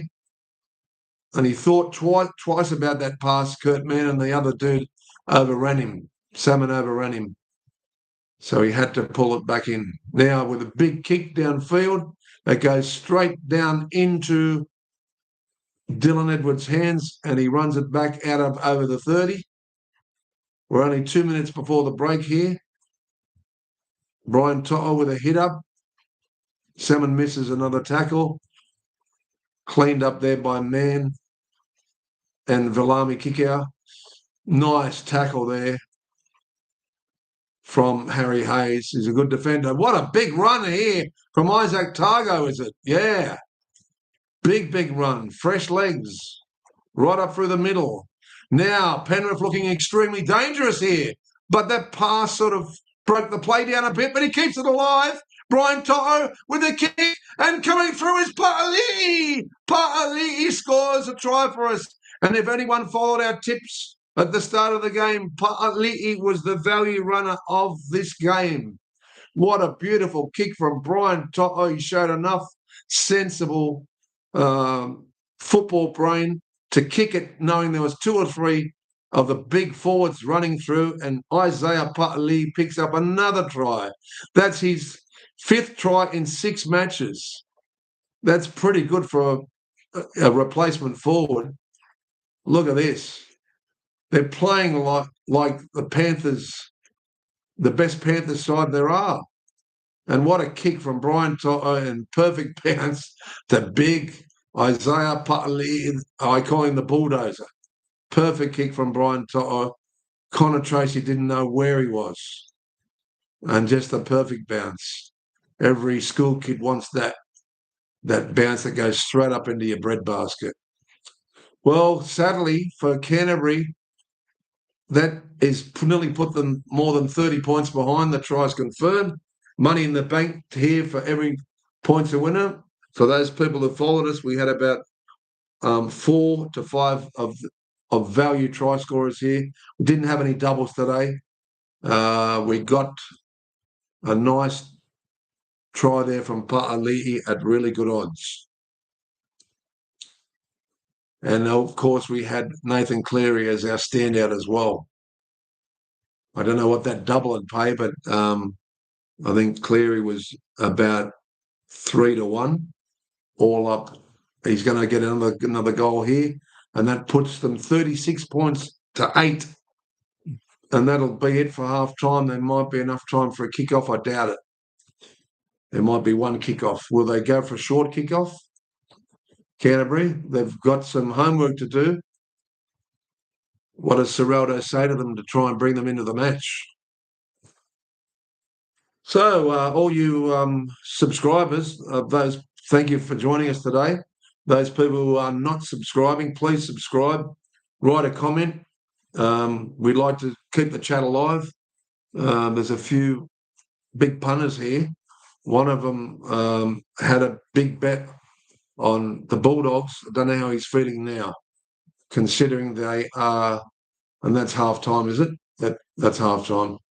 Considering they are 28 points behind at half time. Thanks for joining us. Please subscribe if you haven't. We will be calling the next 2 games next week. And then we'll have the grand final plus the ladies' grand final. We are trying to get one of our favourite females on here, in Miss Zelensky, and she knows a lot about the NRLW. All right, they're just interviewing Nathan Cleary, Brad Fittler there, but I need to put that kettle on and have a nice cup of coffee. Keep us alive here in 25. Thanks for joining us. We'll be back shortly.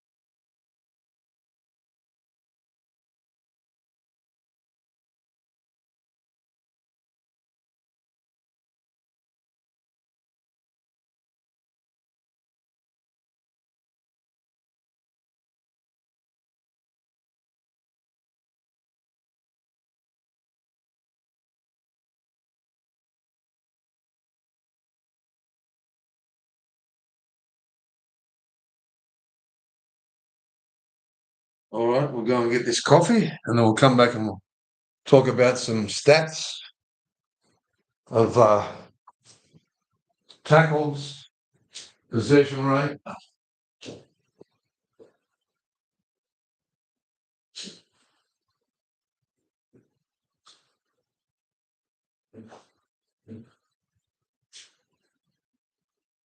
Yes, a lot.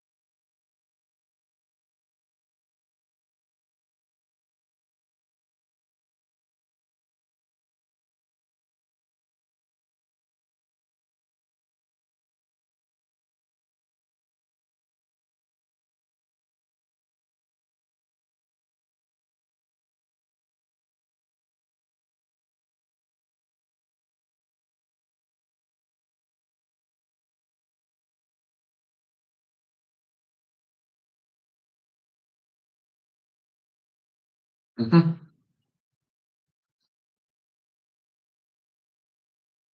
Mm.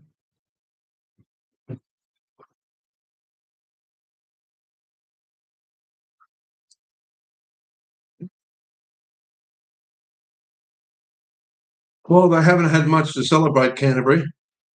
It was a really good try from young Rocky Galvin. Well, that's about it.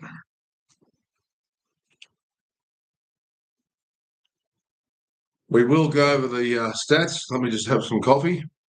Thanks for joining us here on Every Point's a Winner. Now, that's a cup of coffee.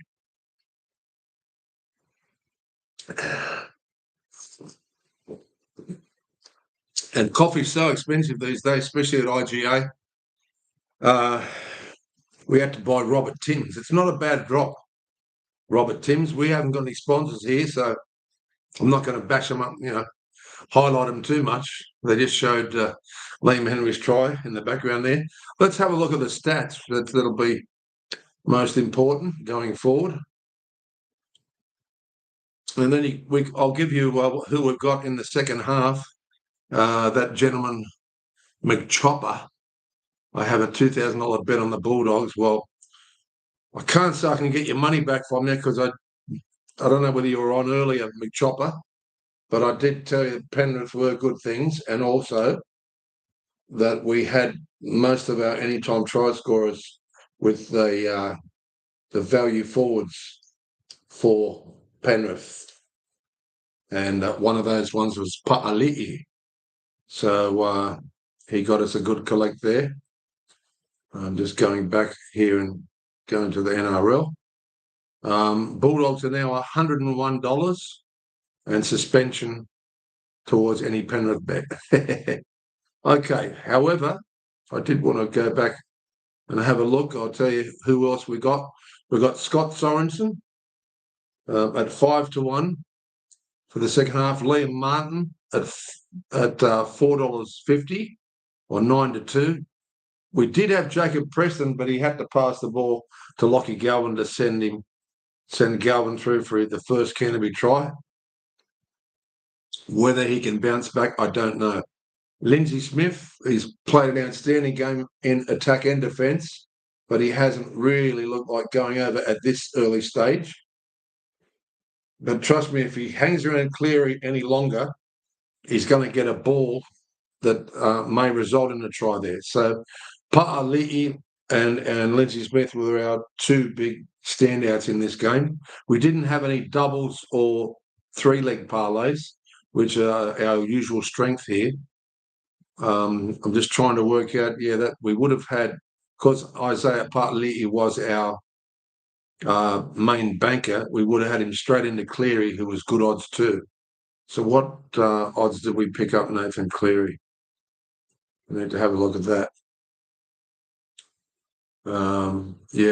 We got Nathan Cleary at 350, and we also got Pa'ali'i at 450. So it's a pretty good double.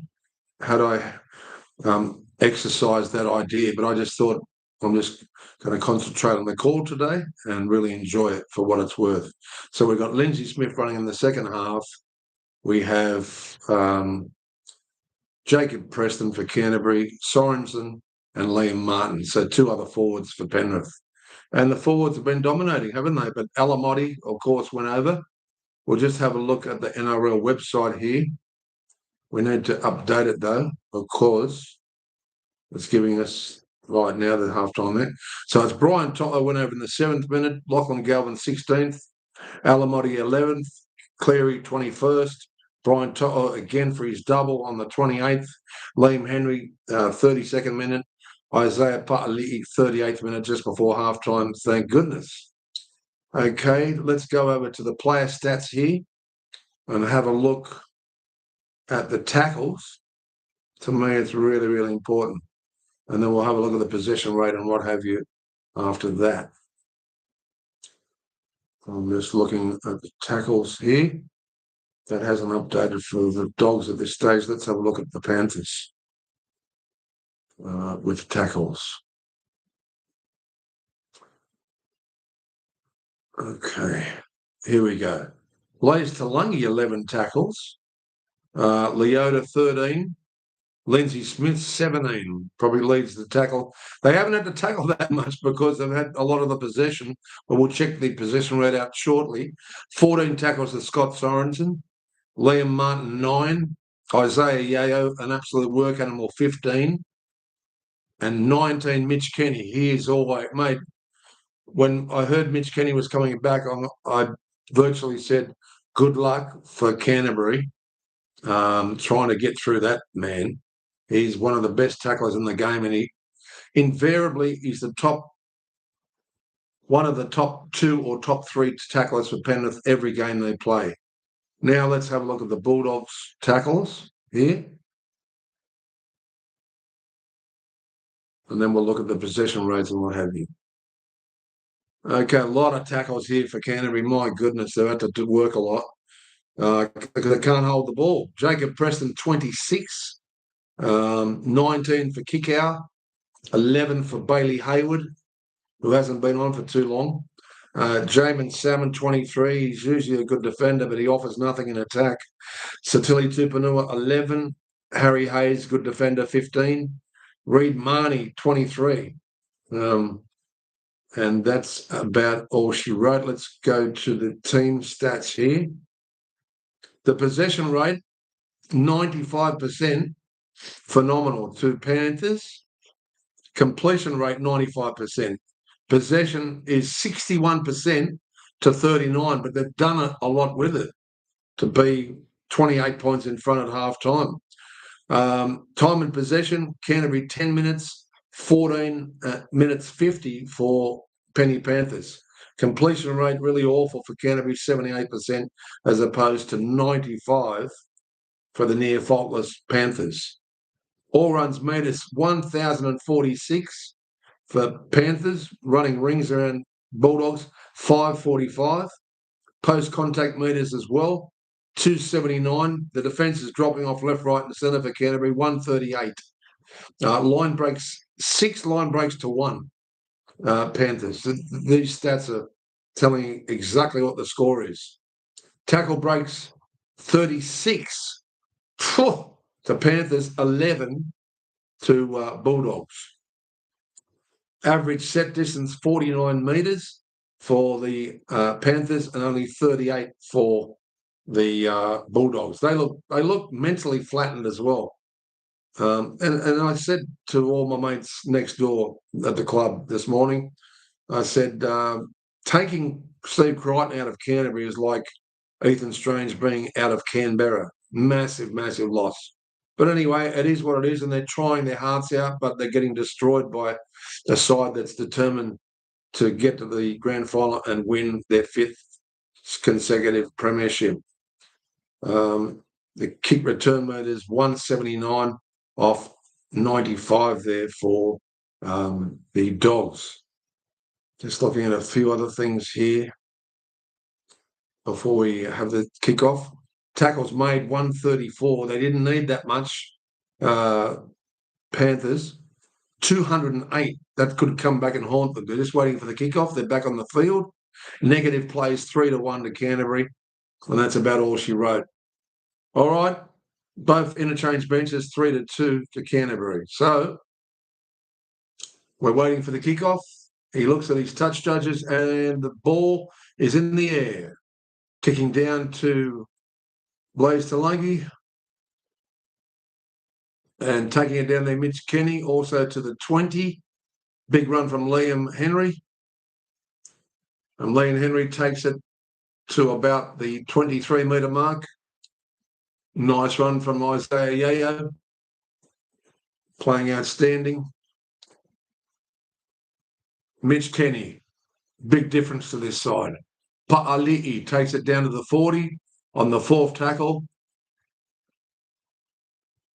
And a nice little hit up there from Edwards to the halfway mark. It's the 5th tackle, though. They've got to do something with it now. And a big kick from Cleary there, and it's going to go straight down into Connor Tracy's hands. And Connor Tracy totally cleaned up there by Liam Henry. Right on his 20-metre mark, just coming out of the red zone now. Rena Kama goes for a run and push back by Isaac Targo and also Liam Martin. Kick out, takes it to the 30, still pops the ball out. Now he must have called held, so he's asking kick out a plate on the 30 on the 3rd tackle. Bailey Hayward, Salmon. Now giving it to Connor Tracy with a hit up. Is that Tracy? No, it's Kurt Manny still on there. And now getting up to the 40-metre mark. Canterbury on the 5th. They need to do something here. They're not quite to the halfway. Big kick there. I don't know whether that was Sexton or who it was, but it's gone straight into Penrith's mittens. And now they're taking out over the 40 there, over the 30, nearly to the 40. Brian Totter with the 2nd hitter, trying to wrestle his head off their Salmon. Big run there. Is that Sorensen? Good run from Sorensen. Making solid ground here. Look at Isaiah Pa'ali'i. What a hit up. He's made another 15 metres. They're nearly to the 30 here, Penrith. That's storming onto the ball with every play. 5th tackle, and they're already to the red zone, edge of the red zone. Cleary with a short half dashing kick here into the hands of Liam Henry, is it? But that's the 5th tackle. Got a bit of a bloody nose when he's asked to give the ball over and caught in their own 10. Oh, a big driving tackle here from Isaac Targo there, along with Mitch Kenny. He's a great defender, Mitch Kenny. Phenomenal. So is Yayo. Yayo's in there, along with Kenny, the best defenders for Penrith. Oh, they nearly lost the ball there. Blaze Talangi nearly stole it. He's already caused mayhem in the defence. Bronson Sherry having a quiet game, beautifully tackled by Sorensen.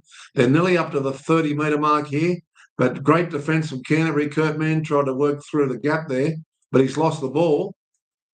But it's a penalty to Canterbury, a relieving penalty at that on the 30-metre mark, and we'll see what happens next.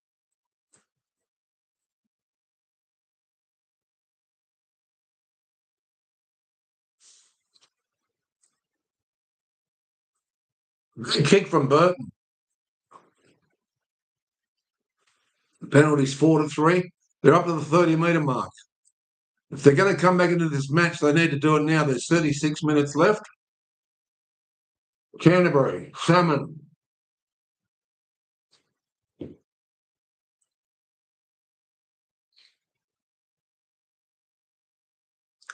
Tracy. Knock on. Brian Toto brings it out after Edwards picked up a loose ball. Horrible play from Canterbury. They'd only just got the ball back. If you're a Canterbury fan, you'd be shaking your head right now. It's gone back to 0 tackles too. Galvin's not playing one of his best games. But this is a kid learning how to play finals football. Blayley Hayward. Well, he went for a high shot there. Big run by Liam Henry. And now Penrith spinning it wide, over halfway. On the third tackle, now the fourth. Nice run from Sorensen. And they're going to flank here. Is that Casey McLean in the clear with Brian Toto? Could have been Isaac Targo that passed the ball to him. Anyway, Blaze goes in the dummy half here. Cleary with a midfield roost. Over the inside the red zone. Liam Martin came up with the ball. But now Canterbury do have the ball. There's a bit of a gap here. But Burton is wrapped up in a lovely tackle there by Isaac Targo and the captain, Cleary. Rena Kama doesn't get much ground there, but it's a 0 tackle from the ruck infringement. And now it's the second tackle. Salmon, Tracy, now working it up. Is that Kurt Mann? Kurt Mann. They need a game breaker here at the moment, and I don't know where it's going to come from. Bailey Hayward nearly made a break there. Keeping it alive, Harry Hayes. Good tackle there from Liam Henry. Bailey Hayward making a bit of ground on a dummy half there. Getting it out wide. There's a little bit of a gap for Canterbury, but he's chipped to no one. And it's gone back to Penrith. It was not the desired result for Canterbury. Serraldo must be ready to pull strands of his hair out. And Penrith have the ball again in their own 30. Was that Liam Martin trying to take a bit of a hit up? Yes, it is. Isaac Targo. Great run from Isaac Targo. Another 9 or 10 metres. Gets to the 40. Inside their own 40. Penrith looking for a 40-20 here, is it? That's a 40-20 on the way. 40-20 from the man. Nathan Cleary, the freak of nature, the freak of 40-20 kicks. That is a beautiful 40-20 kick that puts them on the attack again. Captain Cleary. No pressure on him. Josh Curran on now with his orange headgear and a little bit out of position there, Rena Kama. We're getting used to saying that. Out of position, Rena Kama. Penrith on the attack, 10 metres out. Fast hands here. Sorensen nearly got through. That would have been nice for us. 3 or 4 metres out from the line here. Where is big Liam Henry? Casey McLean's nearly got it down, but be careful, Casey. You don't want to lose the ball. There's 1 metre out from the line here. Going wide here, Isaac Targo. That's not going to do it. It's Blaze Talangi. To'o. It's only the 4th tackle now the 5th. And now on the burst, Liam Martin. Throw it to no one. Brian Edwards, Dylan Edwards, and that's going to go out. That was a good finish to that set there. But Edwards tried something for the winger to Alamotti, but it bounced the wrong way. Canterbury still stuck in their own 12. Tried something for the winger to Alamotti, but it bounced the wrong way. Canterbury still stuck in their own 12-metre mark here, just outside the 10. Excuse me for a sip. Kiraz. Still 36-8. Kurt Mann trying his best to put a little bit of a sidestep on. He's nearly to the 30-metre mark here on the third tackle. Lockie Galvin. I haven't really seen much from Sexton. Well, they've barely held the ball. Their ball handling's been awful. Oh, someone's overran the ball there, Curran, and so he didn't cause a shepherd. He had to go back the other way. He's just over halfway there on the fifth tackle. Canterbury are not going to do it from this end of the park. Oh, that's an awful kick. Is that out in the full? That's awful from Galvin. Well, this is finals football, sir. Welcome. What a hard way to learn, though, against a sizzling hot Panthers side. You've just given them a great advantage there, and it'll be the restart from the halfway. I didn't like, as soon as it left his boot, I thought, that's a horrible kick. Anyway, he plays the ball. Take it up now to the 40-metre mark of inside of Canterbury's half here. It is. Edwards going to dummy half there. There he is. Nathan Cleary giving mad instructions. They have a couple of set moves here. Edwards on the third tackle. Kenny Hayward was in there as well. Cleary trying it to Casey Klein. Comes back infield. On the fifth tackle, not much happening for Penrith at this stage. I think they should go wide here. Spin it wide. Cleary's gone for some individual little kick, and that's not going to do it. I really think they should have pushed out wide then, but Cleary selfishly went for a little bit of a chip and regather, and now Burton nearly went down the flank there, nearly got away from Isaac Targo, but wrapped up there by Isaiah Yeo. Now getting it down to the 40, Nathan Cleary, a nice tackle there. It's the third tackle for Canterbury. They're nice and deep, and going out to the flanks here, Tracy. Nearly got through the gap, Tracy, but he decided not to throw it there. Jacob Preston's down the flank there with Lockie Galvin. Nothing much happening there to the 40-metre mark inside of Penrith's zone here. But where's that kick going? There's no pressure, no chases, and straight down to Dylan Edwards there. And a nice little run from Dylan Edwards gets them up just to the edge of their red zone in Penrith's half. Brian Toto sees a few people offside and runs straight into Harry Hayes. And now pushing over is that Alamotti with a run. Nice hit up from Alamotti. Comes in off the wing. Mitch Kenny looking for runners. Isaac Targo feigned to pass there to Cleary. It might have been through a gap. Leota's back on. And now they get it out to Leota, but he can't get his hands free to give it to Liam Martin. Liam Martin in a dummy half. Gives it to Cleary on the fifth. Midfield roost around the 10-metre mark there, but it's gone with no pressure. An easy take for Connor Tracy. And he's brought back just about 13 metres out from Canterbury's line here. Thanks for joining us here on Every Point's a Winner. At this stage, there's a little bit of a stalemate between the two sides. Meanwhile, the clock is ticking and there's 27 minutes left. It's going to take a Burnborough-like finish for Canterbury to get momentum to come back into this match with incredible, impenetrable defence from Penrith here. They got their backup, and so far they're doing pretty well. Not a great pass to Rena Kama. That's forward. Surely that's gone forward. They're going to let him get away with something, I guess. Fourth tackle. Still in their own 30. Kick out gets rid of it to Tracy. Tracy to Hayward. And then to Kurt Mann. Out to Bailey. Is that Bailey Hayward? It's the young kid. Keeps it alive. Cherry. Sexton. Curran. Curran might have found a little bit of a gap. Isaac Targo comes over the top with Liam Henry underneath. Fifth tackle. They're up to the halfway finally. Canterbury throwing it out here. There's a little bit of a gap here.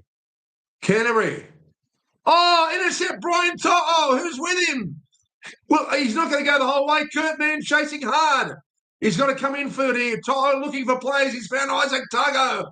Isaac Tago keeping it alive here. Who's that? That's Scott Sorensen, is it? What's he doing? Who was it? Or is that, he's just on now. Is that Schneider? I can't quite see. Oh, okay, it's Garner. Garner's come on. So Penrith just spinning it wide here. Alamoti's got no one on the wing. Sexton comes off his wing, and it's game, set, and match. Not much that they could do about that. Throwing an intercept. They threw it around beautifully, Canterbury. But they've thrown it into Brian To'o's hands. Brian To'o started sprinting down the sideline. They've gone the other way. Here it is here. Bronson Sherry throws an intercept. To'o's running out of speed there with a slightly strained hamstring. Look at that. What an intercept. Kiraz was in the corner. And away he went, bluffing, puffing. He sees him coming, Kurt Mann, goes inside, and this is the play that leads to fast-paced passing. And right, a beautiful cutout from Cleary finds Alamotti with a perfect dive, and Toby Sexton can do nothing about that. Look at that cutout pass. That's a 15, maybe an 18-metre cutout pass. Had to be thrown because Alamotti was unmarked on the wing. Alamotti has had a picnic today. Is that his second try? Yes, it is. Absolute picnic.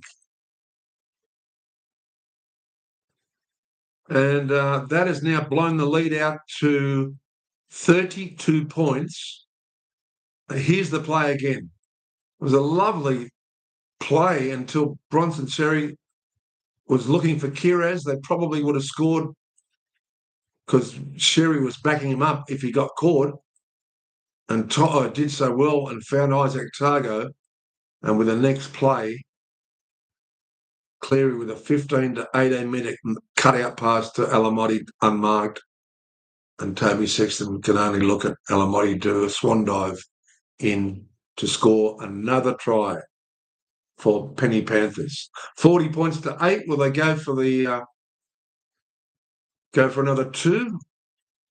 It's a hard kick, probably the hardest yet. It's got 6 from 6 today. He is psyched, if I've ever seen him psyched. This one might hit the upright, I feel. Let's see. He's missed his first one. He's not happy with it, but he was near perfect. That's 6 from 7 now. Unbelievable. Don't forget Luke Garner is on, sir. Luke Garner is on in number 17. So Brian To'o kept that alive. He's an absolute legend, Brian To'o. Every time he walks out with those Blues colours on, unfortunately, Queensland won the series this year, but if you're going to rely on Brian To'o, he always steps up to the mark, and he's had a blitzkrieg game so far. We have 24 minutes left. Canterbury are going to just try and salvage some pride here. They're hitting hard in tackles. Curran, Hayes, Bailey Hayward, all trying to... What's happened here? He's knocked it on. Luke Garner knocked it on. He's not happy. 24 minutes. You've got to regather 32 points. So what are you looking at there? Virtually 5 converted tries. Snyder's on the sideline about to come on. And we'll have a sip of coffee while we wait for Canterbury to get the ball out of the scrum. Hayward pressing across the 40 here. Is that Sexton? No, it's Connor Tracy. Tracy plays the ball to Burton. Sexton. Harry Hayes with a bit of a run. And now pressing over the 30-metre mark, Canterbury, nice and wide here. To'o goes for another intercept. This time it didn't come off. Canterbury keeping it alive. Galvin, Sexton, Harry Hayes looking for a nice little run. He's found a gap, but shut down by Yayo. 0 tackle. They've got 6 more here, Canterbury. On the burst is Jacob Preston. And Preston goes over and he's one of our try scorers. So we're not going to deny him that. Thank you, Jacob Preston. Another collect for every point's a winner. All you people that tuned in at the start of the program, we gave you 3 forwards that presented great value today. Preston's very rarely 4-1. Today he was 4-1 because Canterbury were the rank outsiders. But we had Preston, Isaiah Pa'ali'i, who's already gone over, and we had Nathan Cleary. And our other one that we need for a near perfect score would be Lindsay Smith. But I think it was just good to see Canterbury get a little bit of a consolation try there. 22 minutes left. They'd have to score from every set of 6 here. Someone's hurt there? Is that Garner? Was that Schneider? No, it's Garner getting a little bit of assistance. Oh, he's a bit lame. He might have to go off, Garner. And they might have to bring back Liam Henry. Or Schneider's waiting to come on, so they might just replace him with Schneider. Nice try from Jacob Preston. Off comes Mitch Kenny. And on comes number 14, Bradley Schneider. Well, nice little consolation try there for the Dogs. There's 22 minutes left. Sorensen having a break now. He's our other try scorer. Got burning blue eyes, Mitch Kenny. One of the best defenders in the game, undoubtedly. But obviously he doesn't want to push him too far past his hamstring injury when they've got a very important game next week against the Storm, all things being equal. Harry Hayes caught in his own 10 here.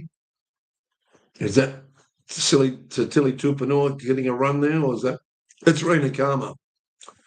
Rena Kama, and now Kickoff goes up the flank. Liam Henry running back into line now. And Canterbury with a little bit of fire in the belly. Up into their own 40 on the 4th tackle, nice and deep.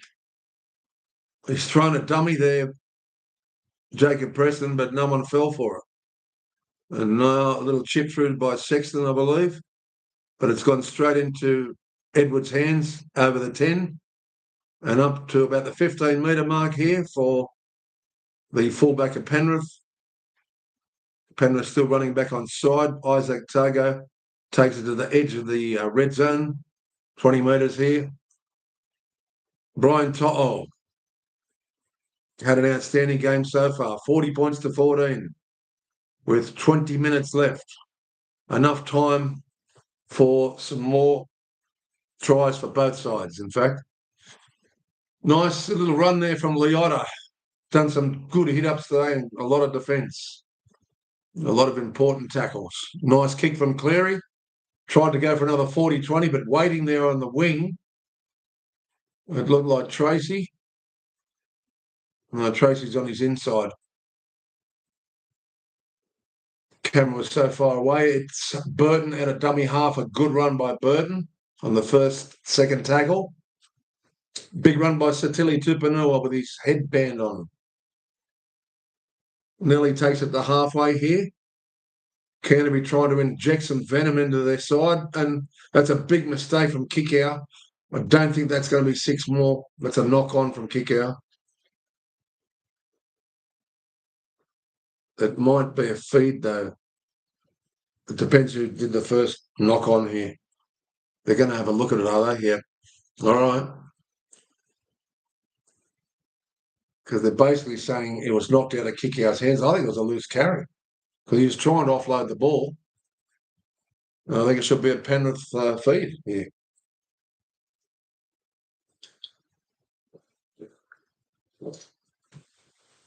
Nice drop of Robert Timms. No, he's propelled the ball forward, Kickoff, and then it's hit him in the head, and then he's pushed it back. So that's got to be upheld, and I think the decision will go that he's knocked it on there. It's definitely gone forward out of his hands. And then, because it's gone forward, he's facing back, but it's gone forward and hit him in the head. Bit of a falcon.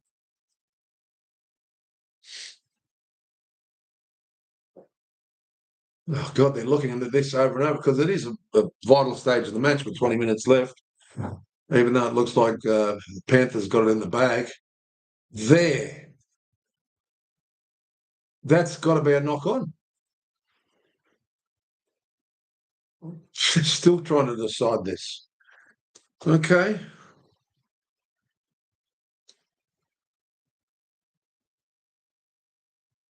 What's their final decision here?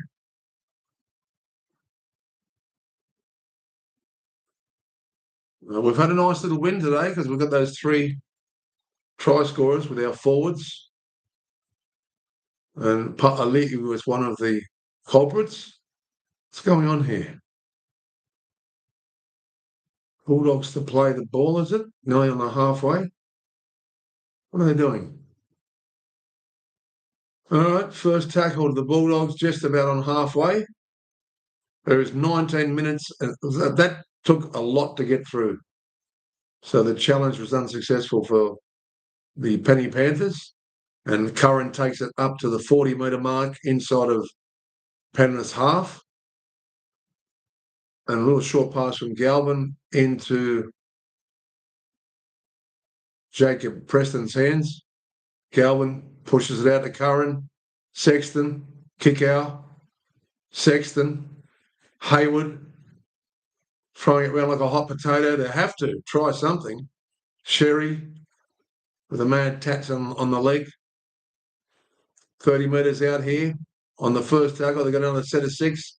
Satili Tupanua grabbed and pushed back there by Edwards and Leota. Canterbury trying hard. Jacob Preston still running, still going. Got them to the 10-metre mark on the second tackle. Yayo has given a penalty away here. What's happened? McLean's hurt. He's a bit gassed. I don't know what actually happened there. Yeah, he tried to. He's hurt his hip trying to make that tackle. Anyway, tackle on the first tackle. It is into the 10-metre zone here for Canterbury, looking for another consolation try. They're pressing it out wide here, and right through out wide is Bronson Sherry. Bronson Sherry goes in for Canterbury. They have time to at least make it a decent effort here. What's that now? 22 points behind with a possible conversion. Then they'll be 20 points behind.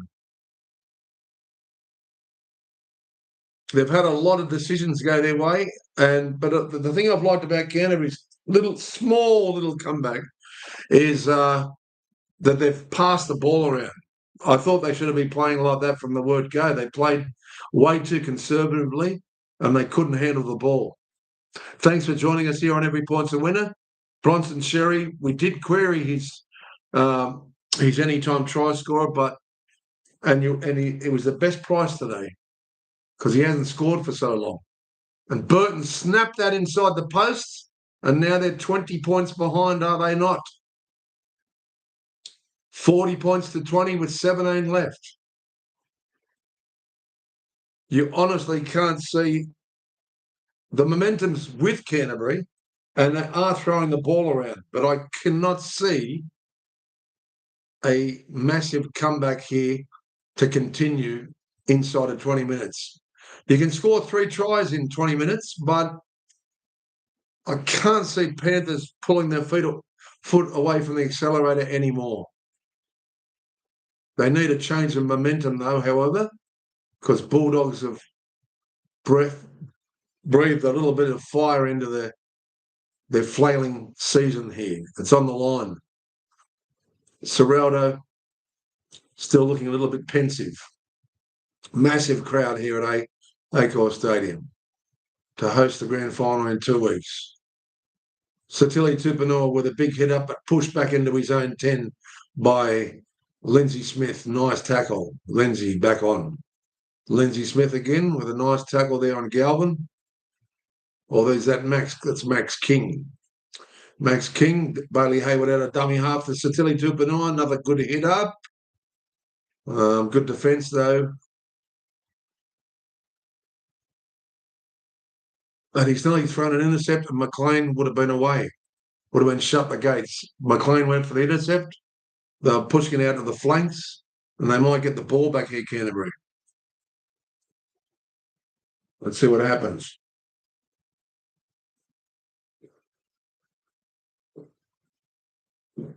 Oh, if McLean caught that, it would have been shut the gates. He's got so much pace. It's a scrum feed on the 40-metre mark of Canterbury, and they get the ball back from that failed intercept.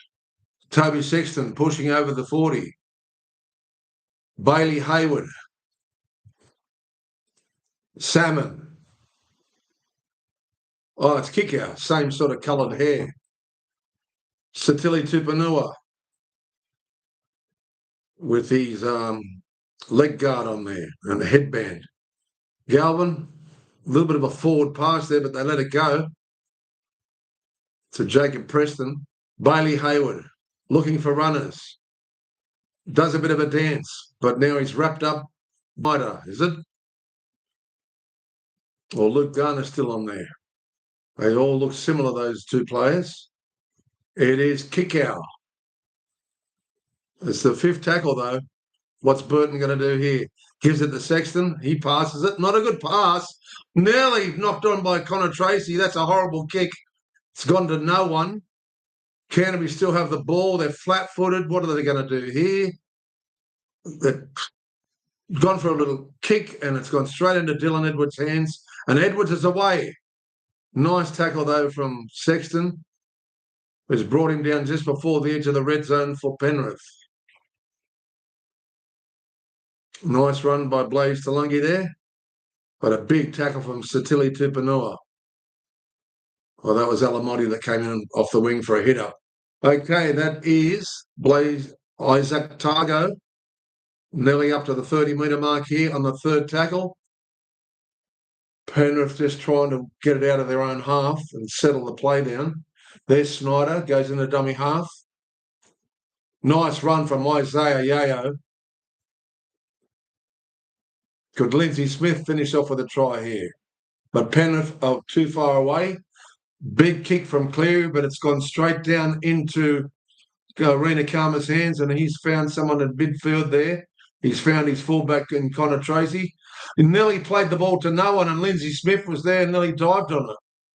Bit of a mistake there from Canterbury. They are 14 minutes away from being going to Mad Monday, or they're going to keep on making a comeback here. Kiraz gets his hand free, gives it to Bailey Hayward, and then out to Bronson Sherry. He spins around in a tackle and driven back by Bradley Schneider.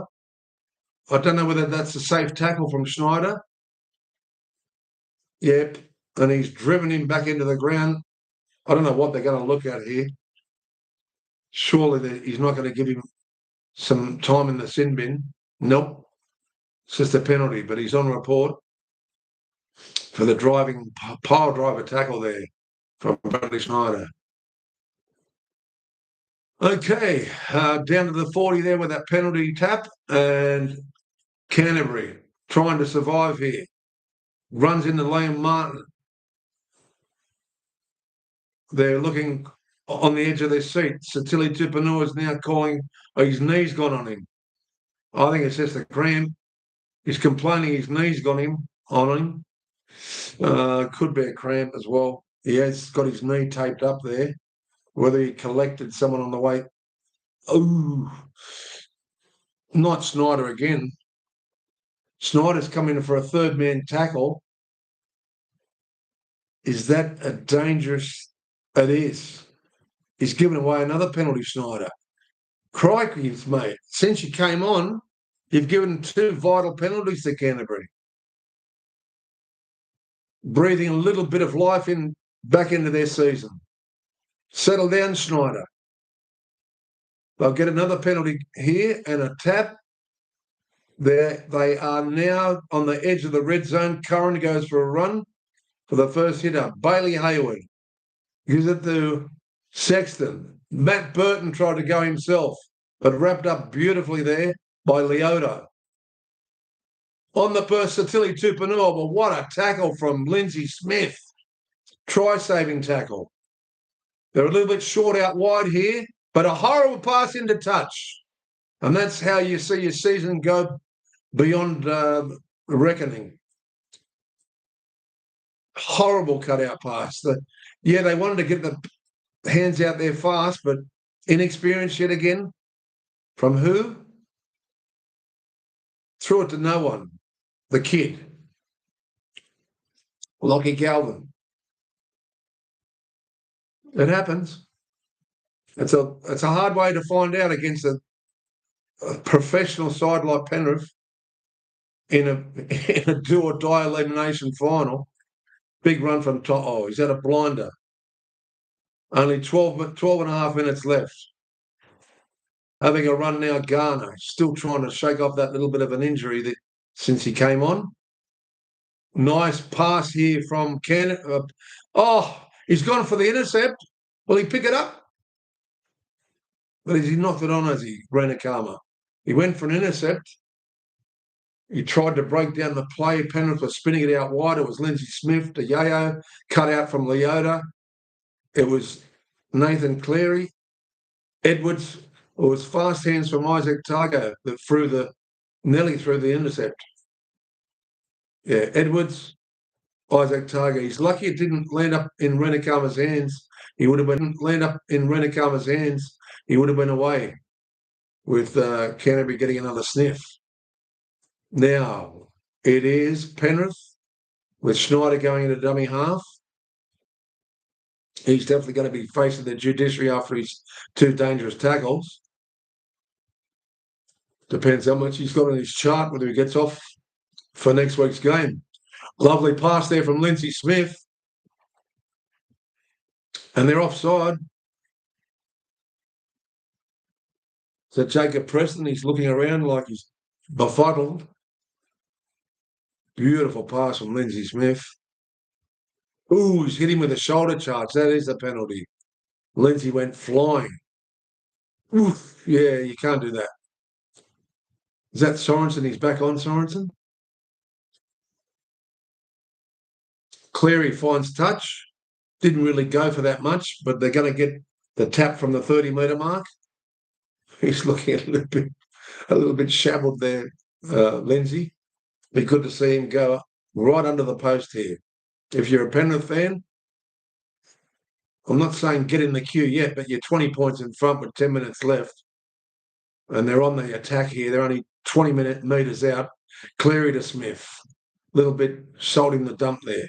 Can't get past Tupanua and Jacob Preston. Yayo on the burst. Nice fast hands. Edwards.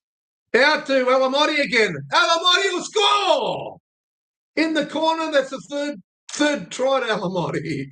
He's looking around like this. Fast hands. That wing has been attacked all day.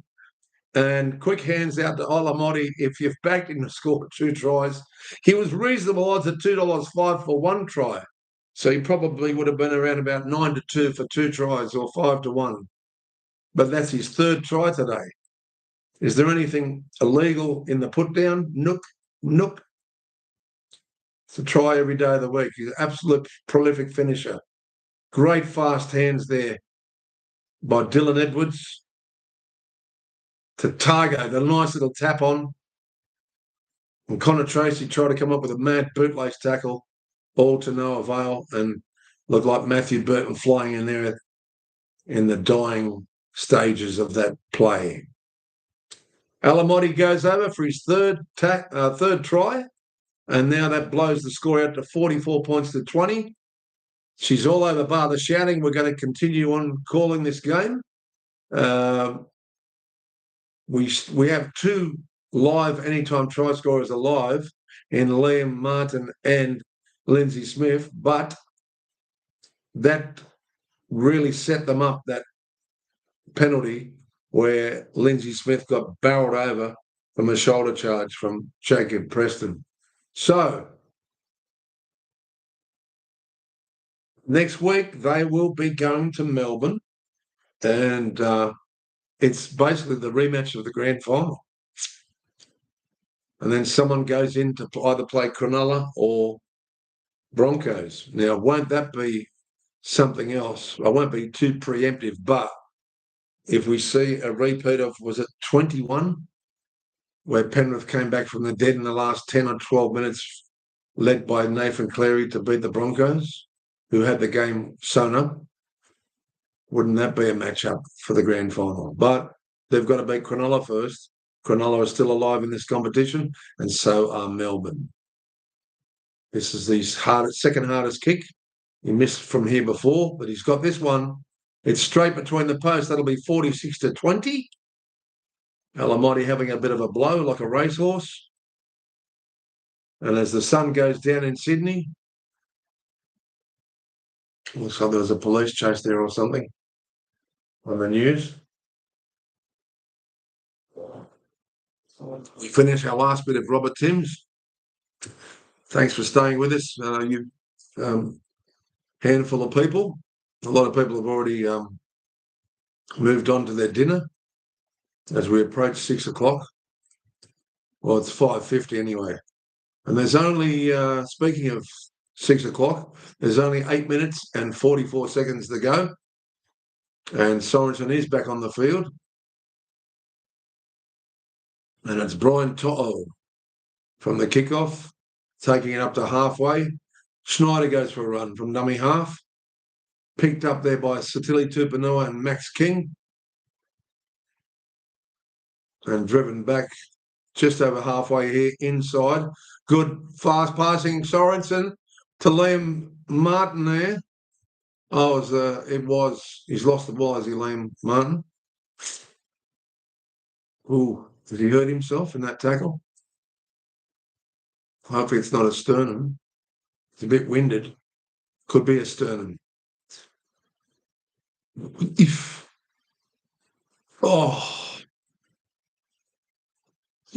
That hurt.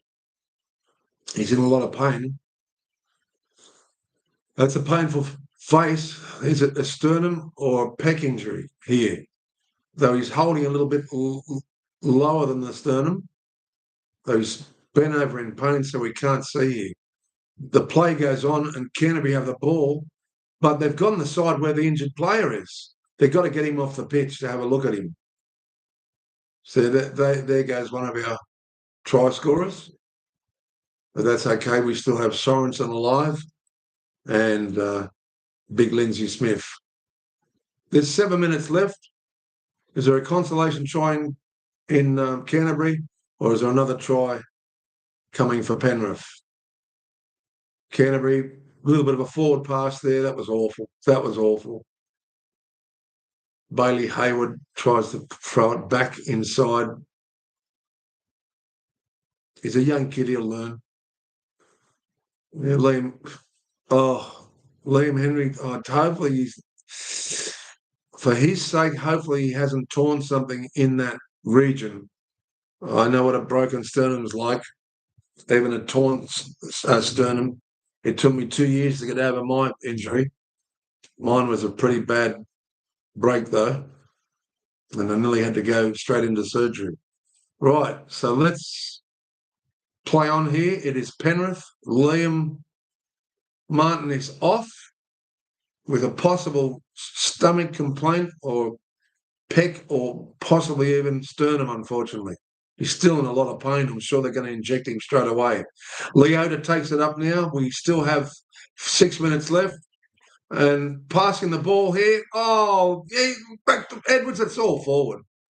There's a few forward passes there. Sorensen tried to break through and he tried to get rid of that ball, giving it back to Lindsay Smith, but the whole play broke down. Yeah, there was a forward pass from Lindsay Smith there to Sorensen. He tried to give it back to Edwards, but then there was another forward pass to Snyder. Canterbury will get the feed here. and Sexton to put the ball in.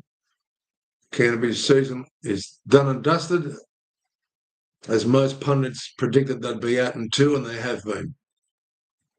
But no one suspected the injury from Crichton from last week, which has caused mayhem for them. And also with Ethan Strange's injury last night, they are also out of the competition, the minor premiers. So we have 4 teams left. We will be broadcasting both of those games at Satilli Tupanua, taking it up inside of Canterbury's half here to the 40-metre mark on the 4th tackle. Bailey Hayward gets it out to Preston. Preston gets up again, runs again. He's tried his heart out, Jacob Preston. Playing the ball now to Bailey Hayward. Big kick here. It's gone out. What's happened here? They're pulling the ball back from Hayward, are they? He hasn't had a good game since he's come on, Bailey Hayward. Lowe's Talangi looking a little bit gassed. So Yayo's done a hell of amount of tackling here. And there's another player that's had a big game, Moses Leota. Another grand final winner for Penrith. Even Cleary's looking a little bit gassed. Calling some more instructions here. Sorensen, it is Yayo. And Schneider going into dummy half there. Not quite to halfway here, Penrith. Only on the 2nd tackle. Just over halfway, Dylan Edwards held up by Kickoff, Tupanua and Hayward. He's thrown an intercept to Satilli Tupanua. It was well read by Satilli. And Canterbury might get the consolation try. Who knows? There might be another intercept at the other end. We have 3.5 minutes left. Lockie Galvin had a game that you could only say he learned the hard way, and I still have to give a little bit of blame to Serraldo and the brain, who lied to the public that they weren't interested in Lockie Galvin, and it really discombobulated this side. But they've got here, and someone's through the gap there. Connor Tracy, is it? Doing some nice sidestepping. Oh, it's Kiraz. Haven't seen much of Kiraz in this game. Taking the ball down there is Curran. He's 20 metres out from the line on the 4th tackle. Looking for a consolation try here in the last 2.5 minutes. A little bit of a run there from, is that King? Can't see who it is. It was King. Trying to take it out there. They've got the ball back here. Galvin's thrown an intercept to Kiraz. Play on. Kiraz has got a consolation try for Canterbury. And that's about all the game will have time for. They just kept on throwing it wide. There was a knock on. There was a charge down. Somehow it bounced out of To'o's hands. Here was Galvin. To'o knocks it down. Tries to regather with the other hand. And it bounces straight into Kiraz, who has already got the little sidestep ready to go on Dylan Edwards and come over for a consolation try if you had him in your doubles and parlays. Good luck. If you have not subscribed, the people online, thank you for joining us today. I can only thank you so much. For the gentleman who had $2,000 bet on Bulldogs, well, that was more stupid than backing a 3-legged Melbourne Cup runner. However, they came back a little bit. They showed a little bit of nous to come back about halfway through that second half. When there was only 20 minutes left, they were 20 minutes behind. And now they are now 20 points behind again after that try. Comeback try there from Kiraz off a lot of broken play. There's 2 minutes and 20 seconds left. There's enough time for one of these teams to score. As I said, if you haven't subscribed, please do so. If you want to leave some comments, I always get back to you. Hopefully we'll have a few special guests I don't know whether I'll be able to get Scotty out of his new job position to call the Broncos game next week with me. I'm sure he'd love to call it against Cronulla. And Yayo, what's he doing here? Oh, they've got the ball back from a short kickoff here. Oh, it's a Tungo. Lindsay Smith, what are you doing, Lindsay? Doing a bit of a dance. Schneider. Liam Henry's on the bench. Sorensen. Oh, horrible pass to Pa'ali'i. It's just a knock on there, is it? Or has he tried to... Yep. Canterbury have the ball with 1 minute and 40 seconds to go. Yes, as I said, Pa'ali'i keeps on looking at the ref for some reason. This will be one of the last plays for Canterbury at least. Now, Penrith could have scored there had they done the right thing, but I think they've done enough in this game so far. Still trying his heart out is Jacob Preston. He's had a good game for Canterbury. Shame his other side, the other players let him down. Smacked in a tackle there. Is it Sexton? By Schneider. Satili Tupouniua has been trying really hard.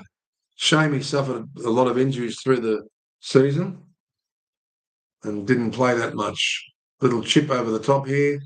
It's going to go to no one bar Dylan Edwards' hands. Dylan Edwards passing it out here to Sorensen. Totally smacked out there by Jacob Preston with 40 seconds left. No one really wants to rush into this, play the ball. 30 seconds left. Schneider, that's Garner, will go to the ground with 28 seconds left. He barely wants to play it. Everyone knows the game's over. And there is 18 seconds left. This will be the last play here, I would imagine. Leota plays the ball 40 metres out from Canterbury's try line. Edwards goes to the ground, and that'll be all she wrote. We have 8 seconds left. They won't even play the ball. Good effort, Canterbury, but just outclassed as we picked at the start of the game.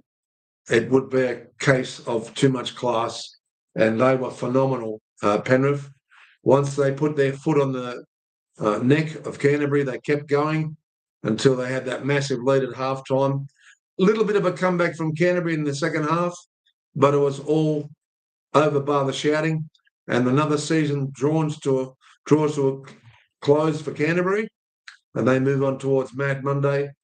I felt sorry for Jacob Preston, who played his absolute heart out. A lot of the Canterbury players did, but a lot of them didn't. And the inexperienced ones like Rena Kama, and including Lockie Galvin, Gus Gould and Serraldo, you have a lot to answer to as far as I'm concerned, or some of the footage on the news. Thanks for joining us, ladies and gentlemen. We will see you next weekend. We might have a little preview for you, but Penrith Panthers way too good, and now they'll go on to Melbourne to play them next week. We'll find out what is the Saturday game and what's the Sunday game. Halfway through next week, we might even have a review. We'll see how we go. All right, thanks for joining us. I'm Al Phillips. As the sun goes down on Sydney and I take off, and thank you very much for listening to this broadcast. It is Every Point's a Winner, and we brought you 3 beautiful try scorers today, all good value, and hopefully you got on. Until then, till next time, take care. Be a good person.